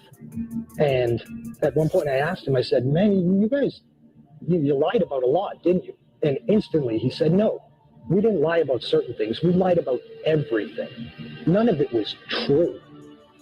And also, when we, against the orders of President Truman, when Alan Dulles brought in all the Nazi scientists and so forth, they went to two places. They went to CIA and they went to the National Aeronautics and Space Administration, which in our world we call it not a space agency. And as Kathy O'Brien has said so clearly, that's where the bulk of the mind control has been done. The spacesuit has replaced the cowboy outfit of an earlier year. And the dream of a rocket trip to some distant planet has outdated the old-fashioned desire to fly a plane around the world. So you spin, when you spin pizza dough, it kind of flattens out. Yeah. Gets wider in the middle. And so Earth, throughout its life, even when it formed, it was spinning. And it got a little wider at the equator than it does at the poles. So it's not actually a sphere. It's oblate. Right. And officially it's an oblate spheroid. That's what we call it. But not only that, it's slightly wider below the equator than above the equator. A little chubbier. Yeah. Chubby's a good word. It's like pear-shaped. Check this out. This is from Taiwan to Los Angeles, and Hawaii's out there kind of in the middle. Right about here, there was a medical emergency. Where would you land if you were the pilot? Hawaii. Right. Or maybe go to Los Angeles. Instead, they went all the way up to Alaska. What? Why did they go to Alaska? The answer is because this is the route. Taiwan, emergency, Alaska. Hawaii is all the way out here. This is the actual route that they take. He has called them the Galactic Federation of Aliens, and he says President Trump is aware of the existence of these aliens and had been on the verge of revealing their secrets, he claims, but was asked not to do so by the Federation in order to prevent what he calls mass hysteria. Well, the retired general says the US and Israel have kept it from the public because, quotes, humanity isn't ready and the aliens don't want to reveal themselves until humanity can evolve, he says, and understand what space really is. Because space is the world's newest warfighting domain. Space is a warfighting domain. The next warfighting domain. Space is a warfighting domain.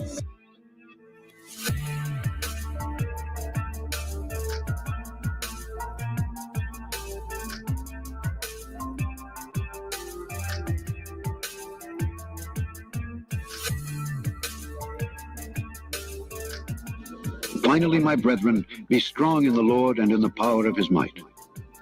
Put on the whole armor of God, that ye may be able to stand against the wiles of the devil. For we wrestle not against flesh and blood, but against principalities, against powers, against the rulers of the darkness of this world, against spiritual wickedness in high places.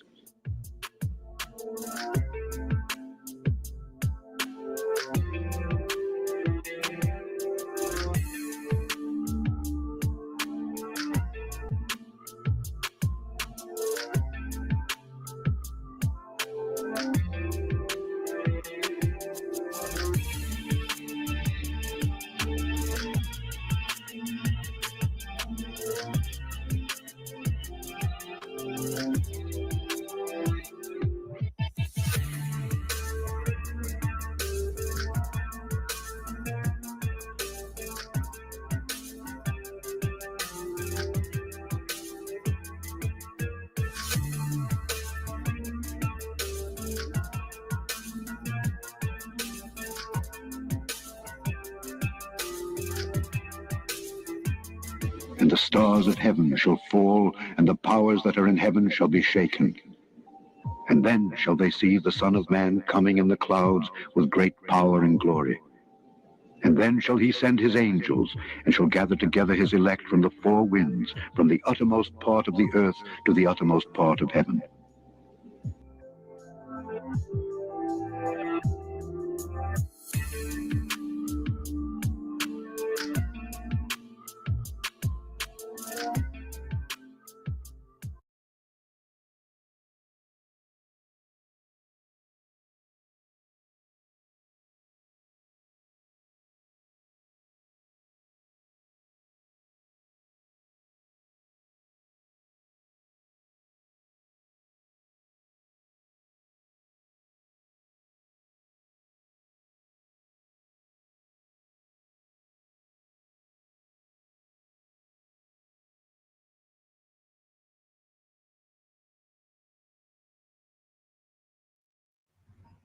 For centuries, the prevailing Western worldview has been built upon the materialistic mechanical model of Isaac Newton, a clockwork universe composed of separate particles of matter interacting according to precise physical laws and existing within objective dimensions of space and time. This model has long succeeded in describing many facets of our multifaceted reality, but increasingly, since the revelations of Einstein and the paradigm-crushing implications of quantum physics, Newton's world is quietly fading from view and being replaced by a more spiritual science. Lynn McTaggart wrote, "Up until the present, biology and physics have been handmaidens of views espoused by Isaac Newton, the father of modern physics. These, at their essence, created a worldview of separateness. Newton described a material world in which individual particles of matter followed certain laws of motion through space and time. The universe as a machine. The Newtonian world might have been law-abiding, but ultimately it was a lonely, desolate place. The world carried on one vast gearbox, whether we were present or not. Our self-image grew even bleaker with the work of Charles Darwin.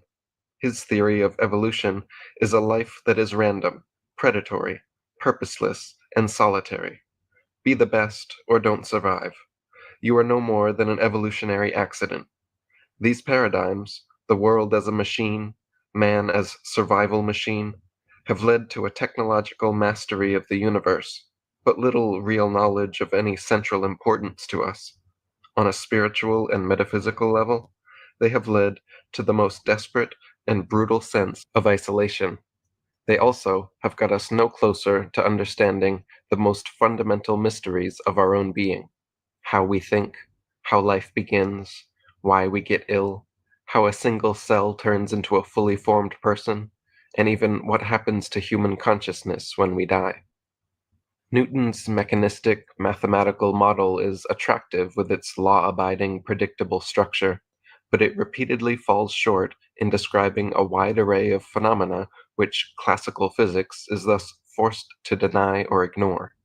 These include things such as consciousness, the observer effect, the measurement problem, Heisenberg's uncertainty principle, non-locality and quantum entanglement, particle-wave duality, bilocation, telepathy, psychokinesis, clairvoyance, precognition, out-of-body experiences, near-death experiences, ghosts, shamanic spiritual healing, acupuncture, prayer, the placebo effect, psychoneuroimmunology, and many more anomalies, all of which are at odds with classical physics and will be examined in the coming chapters. Fritjof Capra wrote, "The worldview which was changed by the discoveries of modern physics had been based on Newton's mechanical model of the universe. This model constituted the solid framework of classical physics. It was indeed a most formidable foundation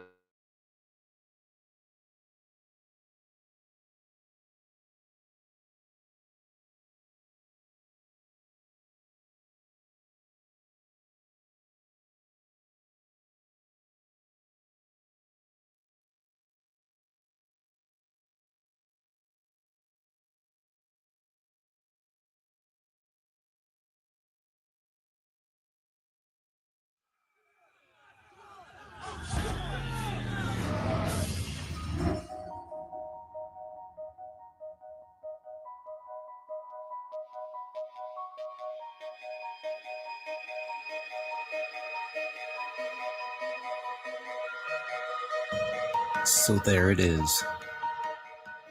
The Earth from outer space. Do you believe this is a real, live recording? Do you believe? How about now? Does this make it more believable? Ask yourself, is this real? Do you believe? Is this real? Let's try this another way. Breaking news. NASA finally did it. They finally did it. They're finally live streaming the Earth spinning from outer space. The world is celebrating. This one will go down in history. Convinced? Well, if you didn't fall for that, then why would you fall for this? Maybe you just never paid attention. When you do pay attention, you start to notice things. Are you paying attention?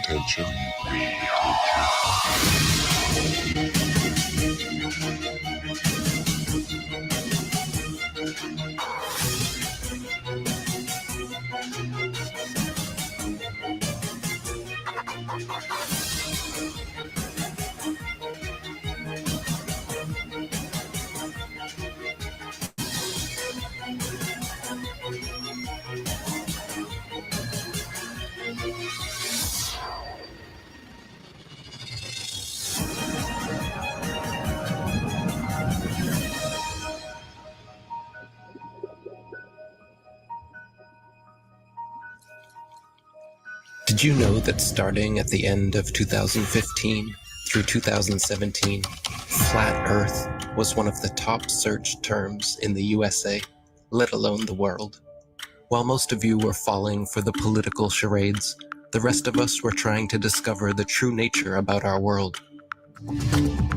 My name is ODD-TV. I'm a local rapper here in Denver, Colorado. I just want you to know the truth, so please don't shoot the messenger. It's a bitch, but this is how it is when you live. I've been rapping for 20 years, just like anyone else. When you're a kid and you're really into music, you're into making music, every kid looks in that mirror and fantasizes about being famous. And because I like to make my own music, I just decided, screw it. I'm going to make a YouTube channel and start talking in videos. There has never been one experiment that proves that the Earth is in motion. When you try to find the curvature of the Earth, it's nowhere to be found. Unless you're looking at footage from GoPro cameras that have fisheye lenses, Hollywood movies, or NASA propaganda. Started making the videos in 2014, early 2015. Started getting noticed. You're living in a world where there's fake people faking events on TV in order to move agendas forward. With the Earth being flat, I couldn't just sit around and do nothing. There was videos everywhere. There was videos of people doing science, putting balloons up with a camera that doesn't have a fisheye lens on it, like a GoPro lens, a wide angle lens. And they were using these cameras that didn't have those. The horizon rose to eye level, which would be impossible on a ball that would be falling away from you as you rose up.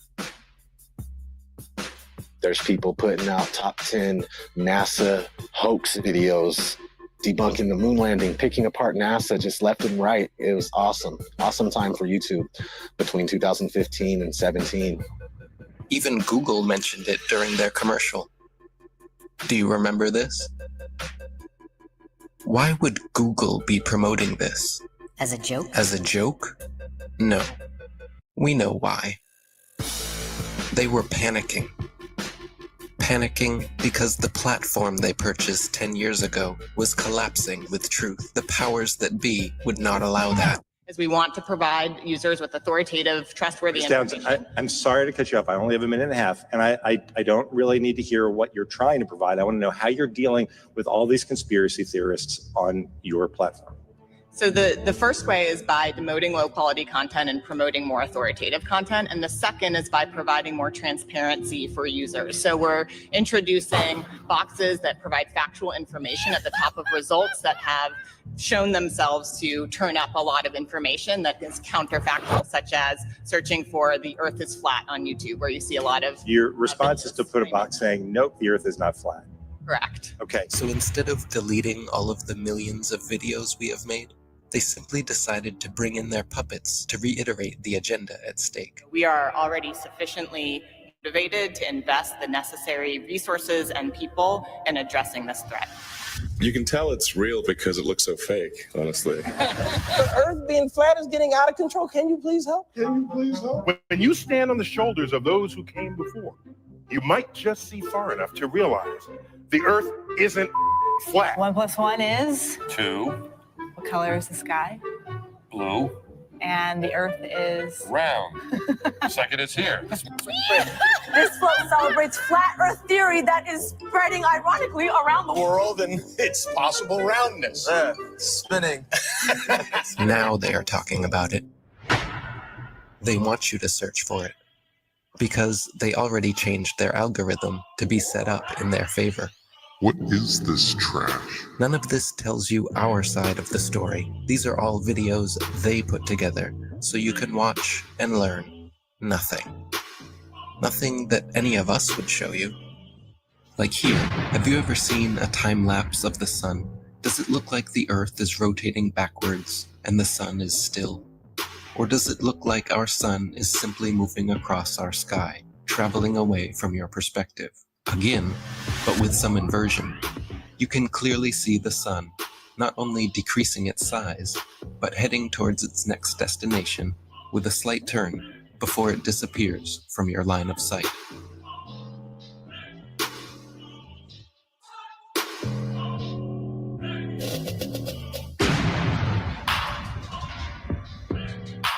While Google would make sure when you type in flat Earth that nothing like this would ever pop up, many agree the science regarding our sun is far from settled. We're told that the sun is a massive ball of burning gas 93 million miles away. But if that were true, then all the light that arrives here would be parallel because it's so far away. And it has to be parallel because one of the most often cited supposed globe proofs is Eratosthenes' experiment between Alexandria and Syene, by which he calculated the size of the Earth. For that calculation to be accurate, the light must come down parallel. The only problem is that that's not what we see. If you go out on a sunny day with broken cloud, what you'll see is that light comes down at angles, diverging angles. And that means that we can follow those light rays back to the source and triangulate the sun's height above the Earth, proving that the sun isn't millions of miles away. But we can also perform physical experiments that prove that these crepuscular rays, as they're called, can only be recreated with a light source that is small and close. It doesn't take a genius to understand that the further the light source goes up, the more the sun rays would spread out and become parallel. The reason you'd even think that the sun... If the Earth was flat, wouldn't it be sunny all the time? I mean, have they ever even thought about it? Well, if you'd let me finish, the reason you'd even think the sun would be visible from anywhere on Earth is because of the images they have shown you. No one promoting this bull stands for truth. You can keep believing in your fantasy gas ball 93 million miles away. You can keep believing in your fantasy gas ball. While we keep experimenting to try and figure out what the sun actually is, and how close it could be. With a local hotspot, it should be easy to comprehend that the sun is small and close to you. To put that in perspective, imagine a table 2 meters wide in a completely dark room. And you're holding a small but very bright light bulb, 3.4 millimeters across. And you were holding it about 31 centimeters above the table. What you'd see is a circular pool of light directly on the table, beneath the light bulb. But on the other side of the table, it would be in darkness. Now, it seems to our mind that if you were on the other side of the table, you would see the light because it's, above the table. But that's not true, because on that part of the table, it's in darkness, meaning that the light isn't physically reaching that part of the tabletop. Your senses are correct. We're also told that the sun sets because as the Earth rotates us away from the sun, it's actually obscured by the physical curvature of the Earth. That's not what we see. What we see is a local sun that is taking its local light with it. What happened to the horizon glowing across half of the world? Most sunsets are already fading through pollution, dander, chemtrails, and fog. Plus, refraction will always make the sun seem like it's going down, as well as your perspective. It would appear to sink down in your field of view. That's perspective. The further away you get from it, the lower it will appear.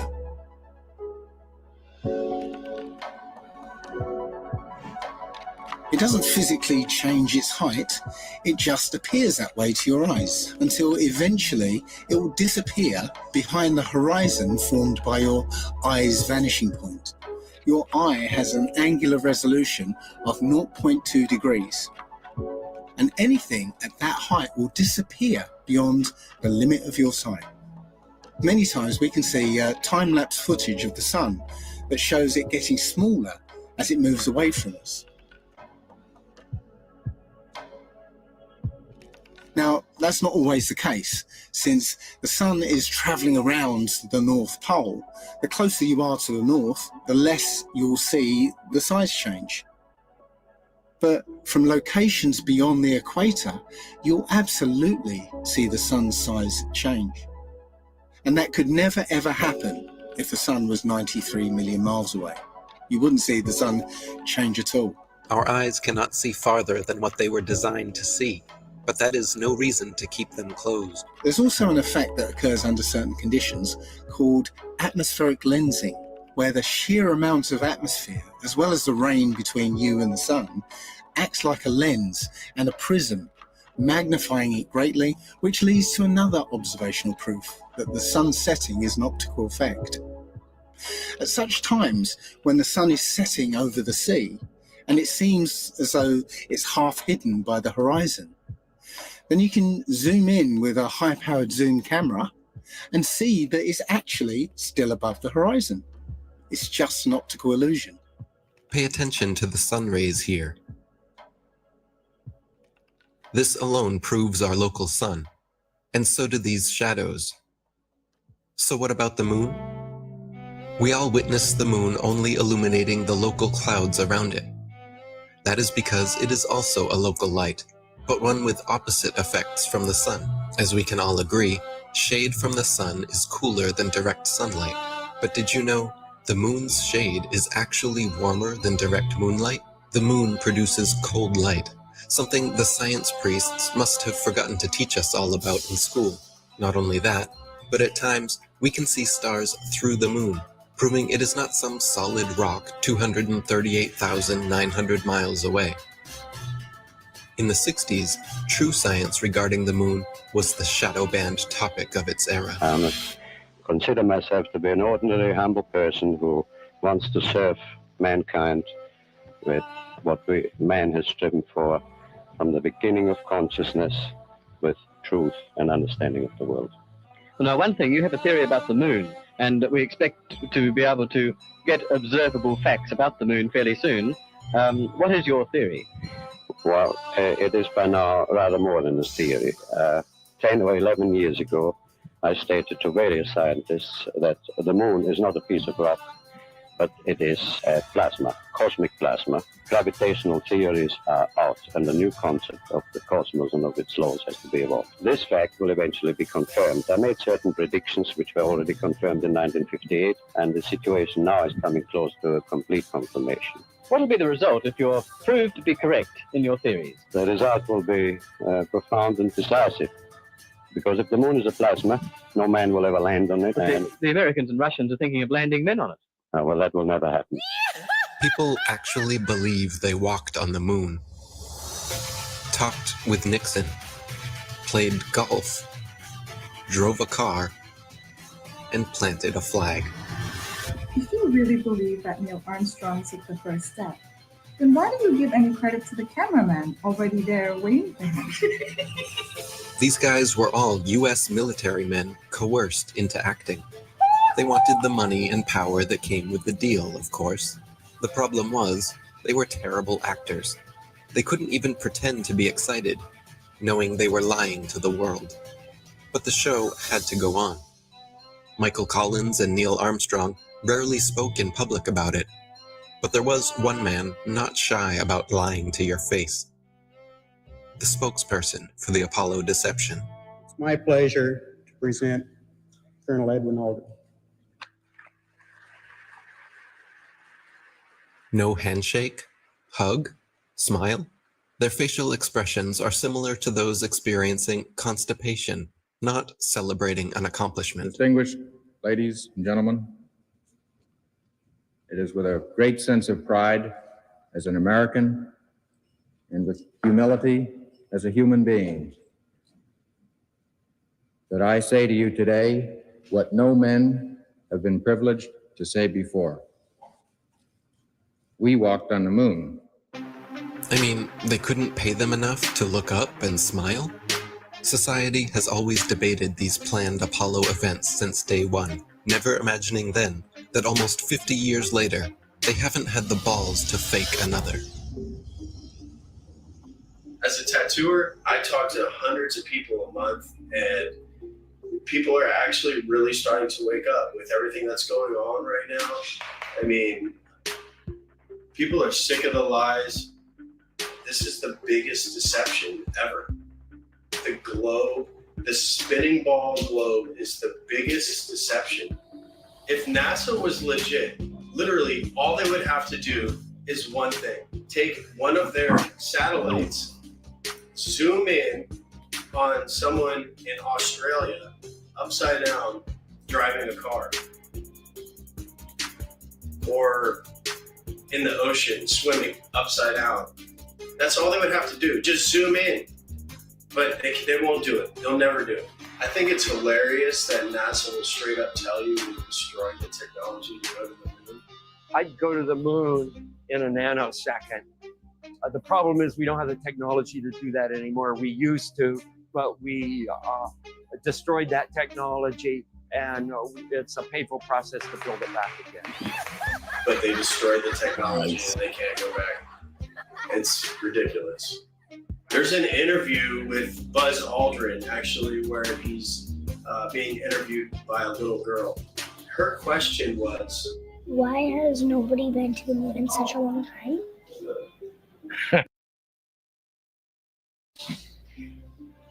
That's not an 8-year-old's question. That's my question. I want to know what I think I know. Because we didn't go there, and that's the way it happened. After 50 years of lying to humanity and perpetrating this giant fraud, he's sick of the lie, and his conscience, he had a moment of humility, and his conscience wouldn't let him lie to this little 8-year-old girl. This silly globe model with water magically attached to it, spinning at 1,000 miles an hour, shooting around the sun at 66,000 miles an hour, and rocketing through the universe at 500,000 miles an hour is just the goofiest, silly thing that I've ever heard in my life. They want you to think you're a monkey man, a purposeless accident created by nothing, that exploded from a big bang that was created not by scientists, by a priest, mind you, while they steal $58 million a day in taxpayers' money to show you cartoons. CGI, they just have to show you enough of Hollywood and magic tricks and for you to believe the nonsense. It shocks me how many people actually believe they're floating above our heads. It's all filmed here on Earth. Outer space is a fantasy. Earth is a stationary plane. Google bubbles in space. You can literally see bubbles coming up from these astronauts' helmets. It's ridiculous. When I saw it, I was like, this is a joke. So many times during spacewalks outside the International Space Station, we can see air bubbles rising up. Can you touch on how there are air bubbles in space? Can you be more specific? Air bubbles? So yeah, like a lot of times during the footage, the NASA footage, you can see bubbles coming up out of the helmets or kind of from underneath you. How do you explain bubbles in space? Yeah, often on the outside of a space station, you'll liberate little pieces of, it's a really harsh environment out there, and the outside of the space station gets beat up pretty good. And sometimes, you'll see just little flecks of paint or something that you might have disrupted floating away from the suit. And, that's generally what that is. I've never seen any kind of air bubble anywhere. Yeah. Could it be that you're filming in an underwater pool and you're not really out there? All right, well, I just encourage everyone to look up bubbles in space, hashtag bubbles in space. Thank you very much. How's bubbles in space doing? That's what? Bubbles in space? Bubbles in space? Yeah. I don't know what that is. No? You Mr. Kelly? Yeah. Oh, yeah? You don't remember the question from Tampa about the bubbles in space coming up from the helmet? Yeah, you guys are in an underwater pool, remember? We know. Just remember. What's up, man? You said mine is hashtag bubbles in space. Hashtag bubbles in space? Bubbles in space, brother. What's your word on it? What is that? Yeah, you were asked that 2 times in the past couple months, actually, about bubbles coming out in the spacewalks. Oh, you're that guy. I'm not that guy. I'm one of those guys. Yeah, I'm not going to write that. And then, thank you so much. There you go. Astronauts on harnesses as well. Anything to say about that? Do I have anything to say about it? Yeah. I have anything you want me to say about it. What do you want me to say? Whatever your thoughts are. I just want your honest opinion. About what? There's video evidence of guys hanging from harnesses in the International Space Station. Sir, we need to keep going. There's a very long line. Thank you so much. Can you please step forward? Thank you so much. How about please step forward, selling a book of pictures with taxpayer money? How about that? Thank you so much. Taxpayer money? These were all on taxpayer dime, wasn't it? Not this one, but the picture book. Back over here. You know what you can do? You can sell the same pictures yourself because they are public domain. Absolutely. They should be free to the taxpayers. They are free.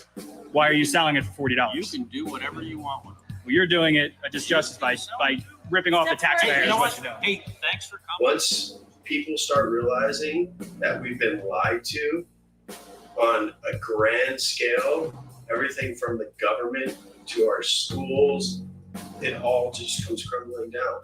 It shocks me how many people actually believe they're floating above our heads. I've seen the International Space Station on YouTube and the astronauts floating about in it while they're orbiting the Earth at 17,000 miles per hour. You can't do that unless you're in outer space.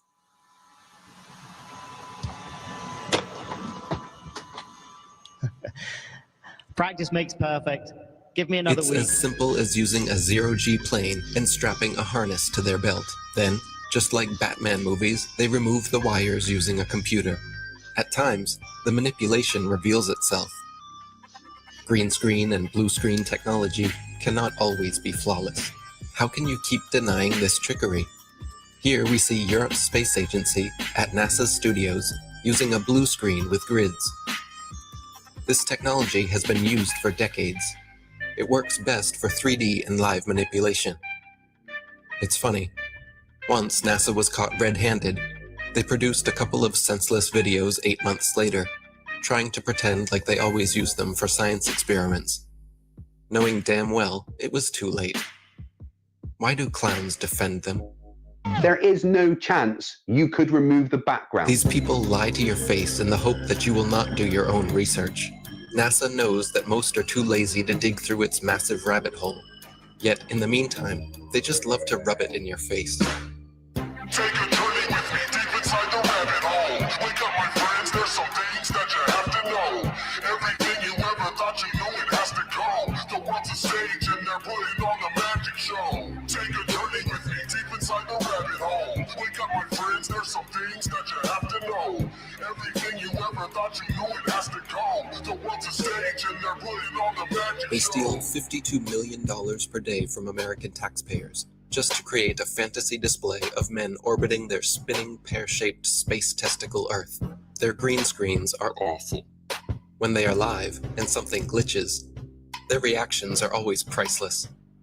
I'm not sure why you globeheads keep defending all of this. Are you waiting on NASA to finally come forward?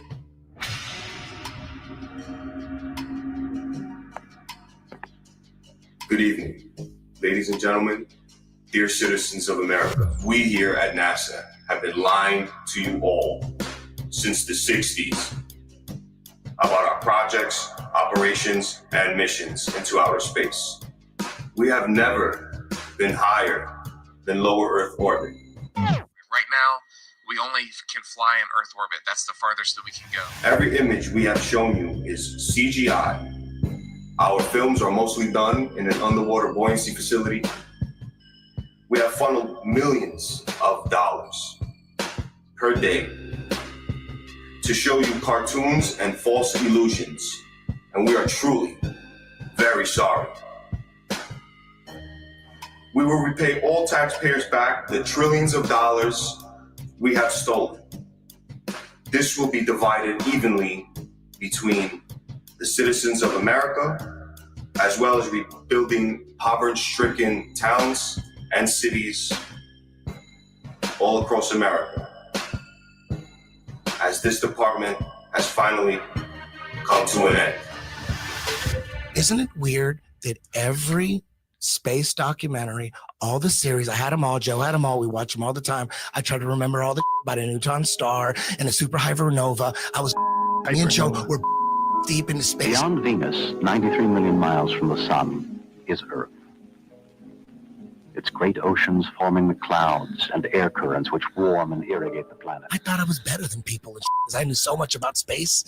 And every now and then I'd watch all that and wonder, what? This is all cartoons. And every now and then I think to myself, it's weird that we're not watching any actual footage of space. It's all CGI. All DVDs on space are all CGI. There's nothing real. And everyone watches that. They believe it. The narration is all programming. What's above us and what we're on, we're being lied to. Don't we have Hubble? Why don't you point it at the Earth and get some awesome shots of where we live?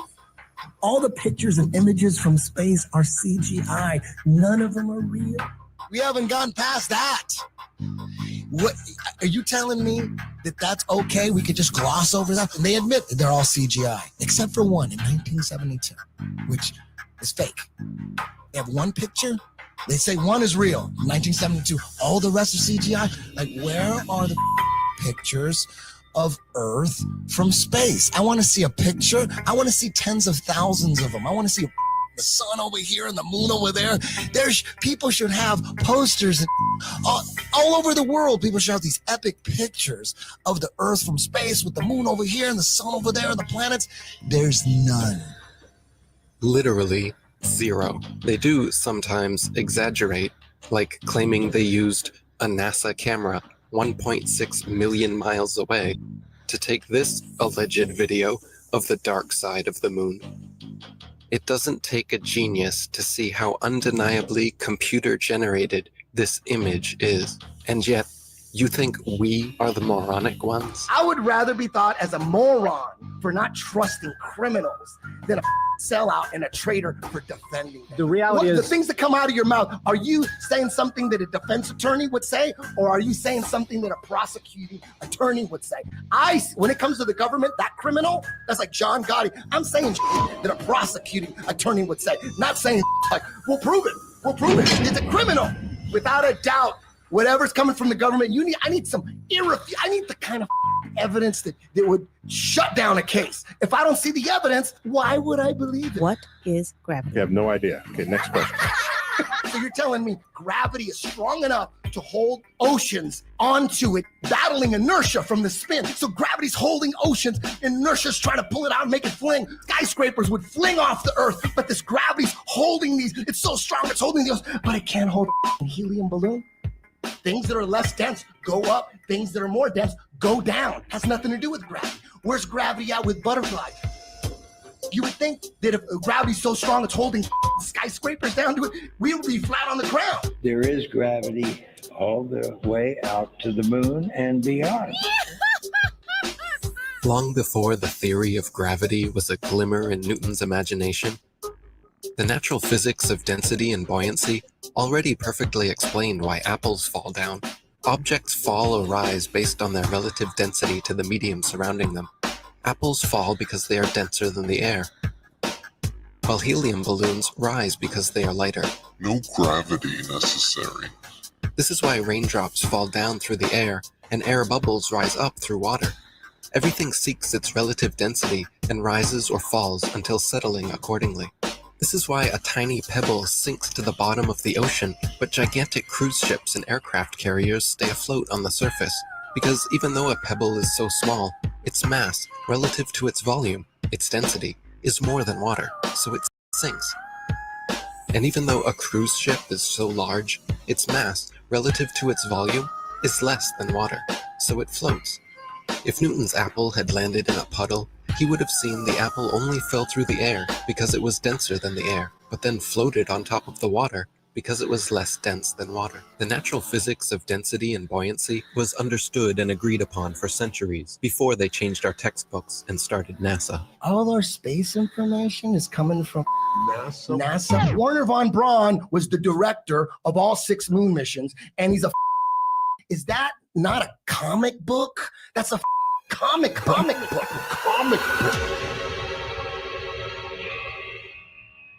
My fellow Mandals, I am sorry to say I am leaving you to join the elite. Operation Paperclip. In the United States of America. Operation Paperclip. My people in Germany, all they want is freedom and peace. We want to welcome you to the US of A. We must divert their attention. I'm going to make so much money. It's crazy. To brainwash a nation, we will need animation. I want to bring my technology of airplane models. I want to work with Walt. I want to see the best people. We need to get the indoctrination started. If people believe an airplane can go to the moon, we might be able to do it. To brainwash a nation, I will need help. We will need animation. Please bring in help. United States of America. And action. Oh, geez, who hired these guys? Jesus Christ, these guys can't act. People will fall for it. People must know. And the heavens declare the glory of God in his firmament. Showeth his handiwork. The people must know. The people have to know. We come from this big bang and fluffy puffy pixie fairy dust and unicorn farts, and all of a sudden consciousness just came out of that. No, it was designed. It's not an accident. Everything according to the bogus Darwinian theory of evolution, all of it points to a godless, atheist, demonic, demon-crat lie. NASA is a corporation, and they are the same people who run Disney. In fact, they are very, very similar, because what they do is they entertain people. They're not teaching people. They don't want people to know the truth about the cosmos. They're entertaining them with CGI images. Every image you see, image, not photo, every single one of them, all of those are computer-generated images. They are not photos. Everyone you see on Google is a CGI image. It is not a photo. And you can't tell that they are CGI. Either there's 2 things wrong with you. You are either or you are mentally deranged. You do not have control of your own mind. Your mind has been indoctrinated, it has been brainwashed, and you've been duped, and you still believe in Santa Claus and the upside down spinning Santa ball, which the Jesuits invented in 1542. Prior to 1542, every single culture, all our intelligent ancestors will be rolling in their graves knowing that their stupid progeny actually think they live on a spinning globe that people bow down to for their false ideology. Zoom up to Venus, zoom up to Mars, and you will see they are lights. They are stars. Hence, all the intelligent pre-Copernican astrologers, Ptolemaic astrologers like myself, taught that all the planets are wandering stars. They are luminous bodies. just as the Egyptians said, just as the Greeks and the Mayans and the Aztecs said, just as our intelligent ancestors said. If all the stars, as they say, in every constellation are all at different depths by millions of light years, how come for thousands and thousands and thousands of years of hurtling through the sky, there is no distortion, no difference in luminosity of stars? We're supposed to be flying at breakneck speeds through the galaxy, and yet the same boring stars keep turning over our flat, stationary, plain Earth forever and ever and ever and ever. So we are not moving.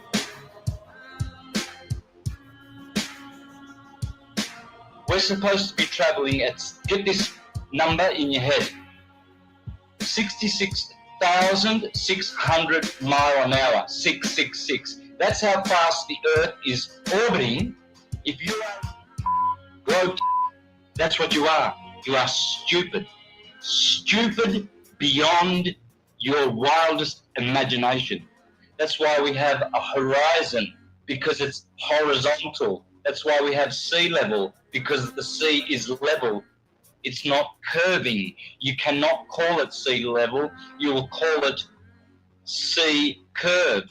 That's why we have tectonic plates and not tectonic bowls, because those tectonic plates are just that, flat plates. Check out the Suez Canal, 120 miles, no curvature.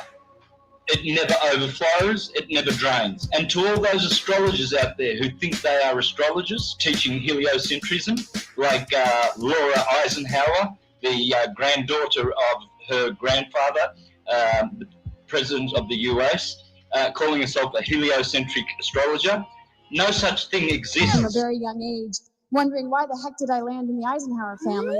I was faced with the opportunity to go to Mars, and people wonder, why the heck didn't you go to Mars?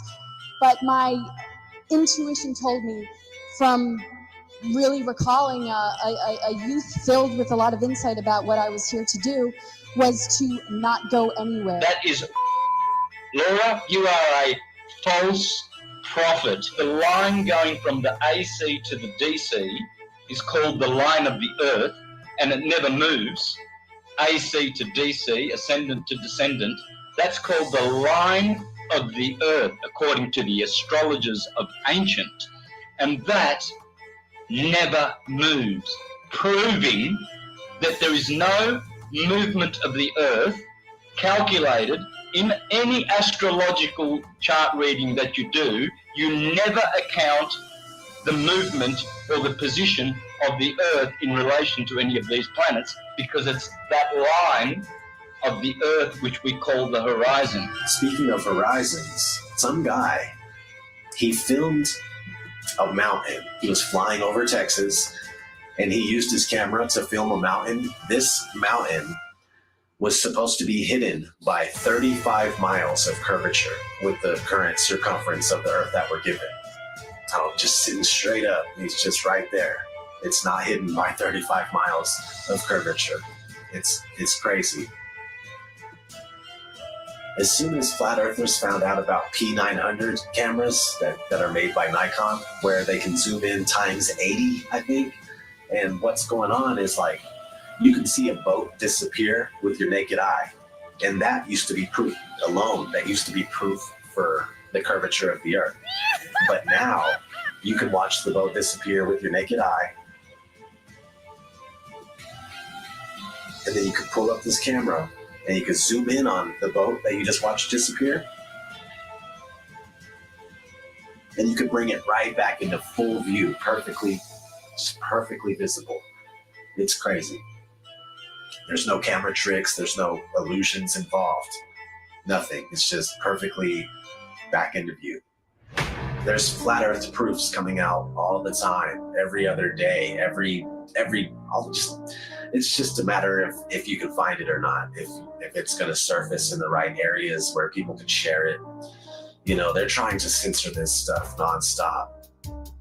There's just a mission to keep this stuff buried.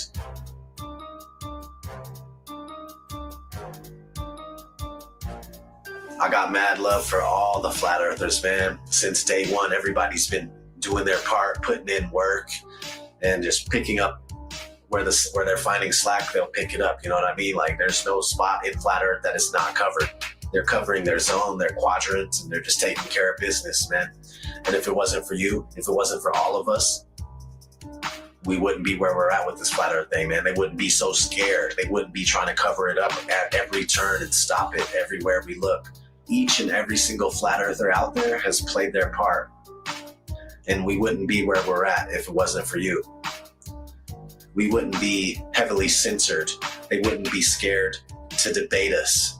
They wouldn't be trying to censor us at every turn if it wasn't for you guys and you wonderful women exposing flat earth with all your might, all your power. All the glory to God. What a wonderful world we live on. So beautiful. There's pilots coming out all the time too, and they're attesting to the fact that you can't find any curvature. Ask any airline pilot what the shape of the Earth is. When they're done laughing at you, they'll tell you it's a sphere. That's not, and that, yeah, no, the ground looks to us like it's standing still. Did you notice any curvature while we were up there? No. No? What'd you see while we were up there? This is the blue sky, white clouds. Yeah, is it flat or? Pretty flat. Pretty flat? Yeah. Okay, thank you. I was reading a lot of stuff on the flat Earth. Okay, yeah. True. It's true? Yep. Okay, all right, cool. All right. God bless, brother. Did you notice any curvature while we were up there? Curvature, no. No, there's no curvature? It's just all flat. Casey, how are you, mate? Please to meet you guys. There's no way this curvature. We're random flat, aren't we? Yeah. We are, aren't we? Thank you. Most pilots know their plane is flying over a plane. A stationary plane. Always a smooth and level flight. We never feel the plane dipping its nose down. We only feel the landing. Which flight route matches reality in your mind? If you chose the left, you may need medical attention. Everything beneath you while flying is level and motionless. Just as expected, flying over a stationary plane. Sometimes it's hard to see far ahead of you, but other times... You could probably see the Rockies from Kansas. Wow. But if it's a clear day, but if it's smoky or hazy, obviously we can't see much. The world is so generous in its beauty, and you do your best to take pictures of it. It's just flat and gorgeous. Silly actor not. You took the words right out of my mouth. Earth is flat and gorgeous, but they trick you to believe something else. Not every pilot instantly connects the dots and keeps quiet. Sometimes it can hit them 25 years later. Australië en dan is, want dit ding behoudt zijn stand, dus dit blijft blauw, dit blijft vrij. Het is niet zo dat we opeens omklappen de verkeerde kant op. En dit was voor mij dat ik dacht, oh man, waar heb ik dat nooit eerder gezien na 25 jaar in de cockpit? Dus zo geïndoctrineerd zijn we dus allemaal. Ja, het is gewoon heel vervelend. Het is gewoon heel vervelend. Dat je daar al die jaren naar hebt gekeken en dat het kwartje nooit is gevallen. En ook zeg maar, toen ik eenmaal wist dat de aarde plat is, dat je naar buiten kijkt en dat je denkt, waar heb ik nooit gezien hoe plat het eigenlijk is. Better late than never. Most pilots may have skipped over their training manuals. In their Flight Dynamics Summary, Section 112 explains all you'll need to know about what you're flying over. Heck, the military knows the same thing. NASA admits it as well. In tons of documents available to the public. They just assumed nobody would pay attention.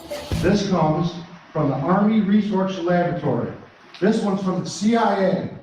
There's another one from NASA.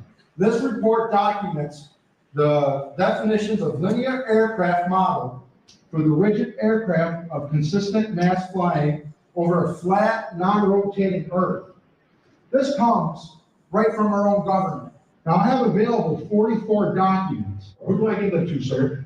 You can go to the city clerk, please. Which is this person here. So what I want is a law that's passed that we can't teach anything about the globe. We have to teach the truth of how things are.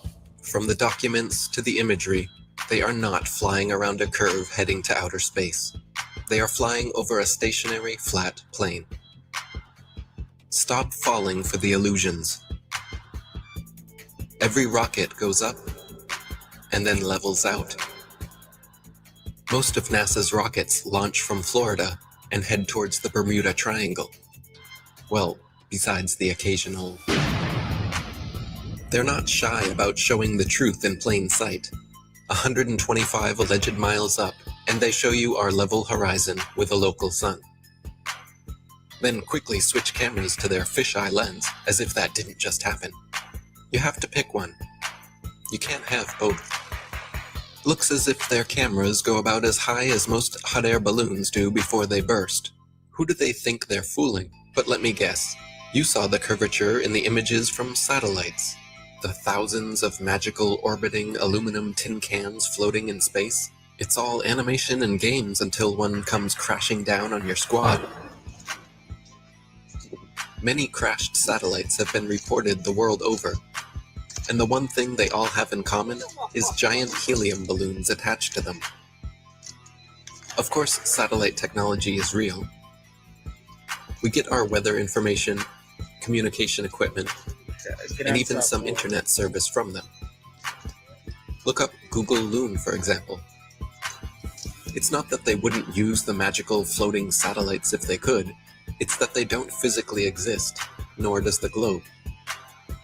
They have been sending these up one at a time since it all began. I will allow them to explain it. He got a patent on that in 1950. And those early balloons were so large, they didn't have any way to launch them, except they actually launched them from aircraft carriers. Modern scientific ballooning was born. It's also the genesis for NASA's newly developed super pressure balloon. The reason for super pressure ballooning is they have absolutely stable altitude, day, night, and it doesn't matter how cold the atmosphere is. They are sealed. So your shape is always the same. You always displace the same amount of air, and therefore you have the same amount of buoyancy all the time.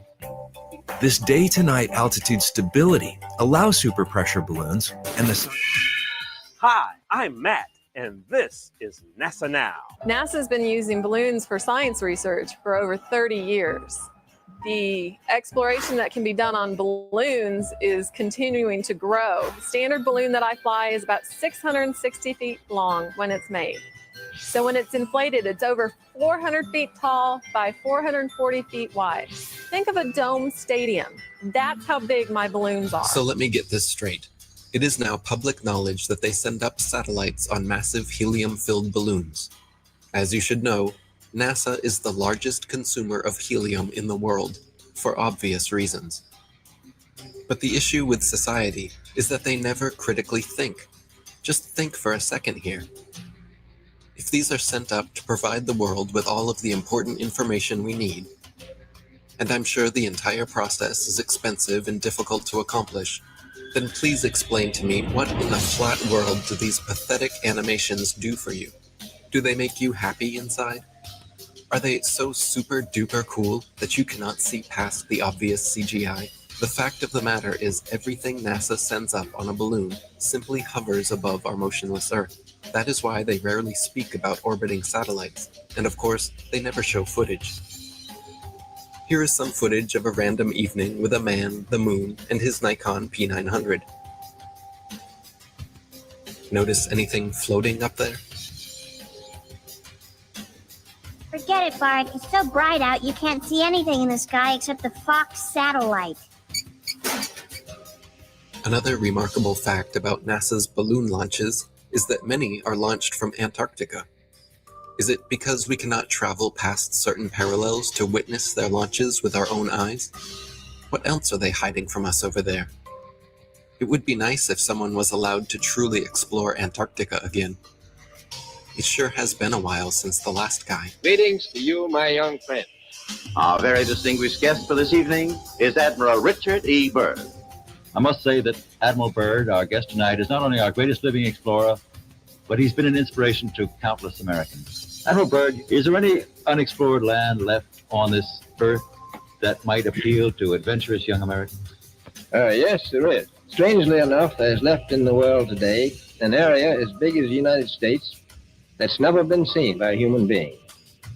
And I think it's quite astonishing that there should be an area as big as that unexplored. But more important than that, it has to do with the future of the nation, those to come after us, or even during your lifetime.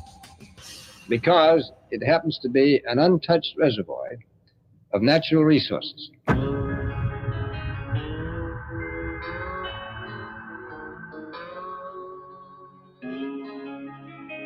An area as big as the United States that's never been seen by a human being. Since late 2014, one of the biggest things I've heard, if the earth is flat, why don't you find the edge and fall off? Why don't you make up an expedition and gather people and go find the edge and take a picture of the edge? Well, my response is, can you fall off the edge of a lake, a pond, an ocean? Let's see if you have any imagination left in that brain of yours. And pretend this is all the water in the world. This is the 71% covered earth-filled pond. All the water of the world. So let's just say this is trillions upon trillions upon trillions of gallons. You've got the continents, the islands in the middle. In the center where all compasses point, you can circumnavigate, circle the lake or the pond left or right. But as you venture outwards towards the banks, towards outer space, what happens? Once you pass that 60th degree parallel and you hit the ice wall, the ice cliff of Antarctica, what happens? Do you fall off the edge? Is there an edge here? Is there an edge here? Because we know the physics of water is defined and maintained level if you've been paying attention. And also, water must be contained. It is contained. We climb up the banks and we keep going outward, southward. What happens to their control when millions of people travel beyond the 60th parallel? They knew this was going to get out. They knew people were going to wake up. What if Star Wars is true? What if this extraterrestrial, these extra terrains, they're telling us the truth, minus the vacuum of space, because they got to put a Hollywood spin on it, don't they? Star Wars, Star Trek. What if you Globers can have your Star Wars and your Star Trek at the same time? Isn't that awesome? How does that make you feel? The timeline goes as follows. So in 1955, Operation Deep Freeze starts. And when Admiral Richard Byrd gets back, he comes on live television and tells us he found more land, the size of North America. They quickly start NASA. President Eisenhower calls over the Nazi traitors, Operation Paperclip, to start the upper space mind control program. Don't look out there. Look up here. Look, everybody. We're going to the moon. Then, in 1959, 12 nations started the Antarctic Treaty, followed by 42 more nations where they have decided you or I cannot travel or explore any part of Antarctica south or past the 60th parallel without military clearance, without the aid of a guided tour. Do you really think that this is just a coincidence? More. Imagine they find more land. Imagine there is more land out there, more to explore, more to reside, more resources. You think they tell you and I about it? I'm sure a lot of you have heard about my $200,000 globe challenge. And up to this point, no one has been successful at completing the challenge. We've had a few clowns here and there that have stepped up to the plate. Here we go. And claimed victory. But at the end of the day, you can't make water stick to the bottom of a ball, much less spinning. Okay? You can't show where sea level turns to sea curve. There's no curvature on the x-axis or y-axis. That stuff is flat. Here's a fair challenge here for Neil deGrasse Tyson. Why don't you get off your fat, lazy butt and out from behind your screens and your scripts? Earth, throughout its life, even when it formed, it was spinning, and it got a little wider at the equator than it does at the poles. So Earth got a little bit wider at its equator than it did pole to pole. So you spin, when you spin pizza dough, it kind of flattens out. Like spinning pizza dough. Yeah. To just get flat. If you were a cosmic giant and you came up to Earth and you rubbed your finger over Earth's surface, it would feel as smooth as a cue ball to you. Wow. If you shrunk Earth down to the size of a cue ball, it would be one of the smoothest, roundest cue balls ever made. That's how round Earth is. So it's not actually a sphere. It's oblate. It's like pear-shaped. Neil deGrasse Tyson. It's funny. 6 years ago, I sent a whole bunch of questions for you to answer. And I noticed you haven't answered them. You're not a scientist. You're an actor with a couple of science degrees. There's people with those same qualifications flipping burgers in Burger King. It's like pear. So you don't impress me. Neil Disgrace Tyson, you are a lying Jesuit thug and a deceiver. You are a degenerate from. Good luck to all your lying when you're down in doing favors for. And remember my name when you're in there. Santos Bonacci. Hey Neil, you talk about pears so much. Why don't you try eating a few, you fat That's actually good. Hey Neil, if the level and motionless plane is so easily debunked, so easily refuted, then why don't you just debate Eric Dubay? Why don't you get off your fat, lazy butt out from behind your screens and your scripts and debate Eric Dubay? You've heard the name Eric Dubay, but you're scared. You're chicken. You won't debate Eric Dubay because you don't have a script and lines and people telling you what to say. You know you'll get demolished. Why don't you just come on a podcast or any type of show, 30 minutes, 15 minutes, maybe an hour, if you've got the and debate Eric Dubay. The Earth isn't flat. See how much of a man you are there, Mr. Mic Drop. Looks like we're going to have Eric Dubay, he said he's agreed to do it, talk with Neil deGrasse Tyson. What? Yes. I had asked you to debate one of them flat earth guys. No, I don't. I can't. No. I know. We talked about it, and we were going to have him on Skype. No, what we do is, and I think this is a diabolical plot, so that the next time we can ship people en masse into orbit, they all want to be the first in line because they know we're going to send them so that they can see the round Earth. They're going to be the first ones in space. Just so they can stop annoying the rest of us. I don't think you're correct. And I know that you're not correct. Why the backpedaling, Neil? You already agreed to debate me on Joe Rogan's podcast. The show was scheduled, posted on Joe's site, announced on air twice, and then you suddenly decided that you, quote, don't debate flat earthers. What happened? I'll tell you what happened. Someone at NASA told Neil, we're not going to let you go head-to-head with Eric Dubay because he'll make you look foolish. Prove me wrong.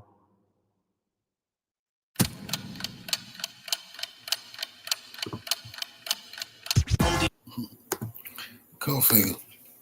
Follow me.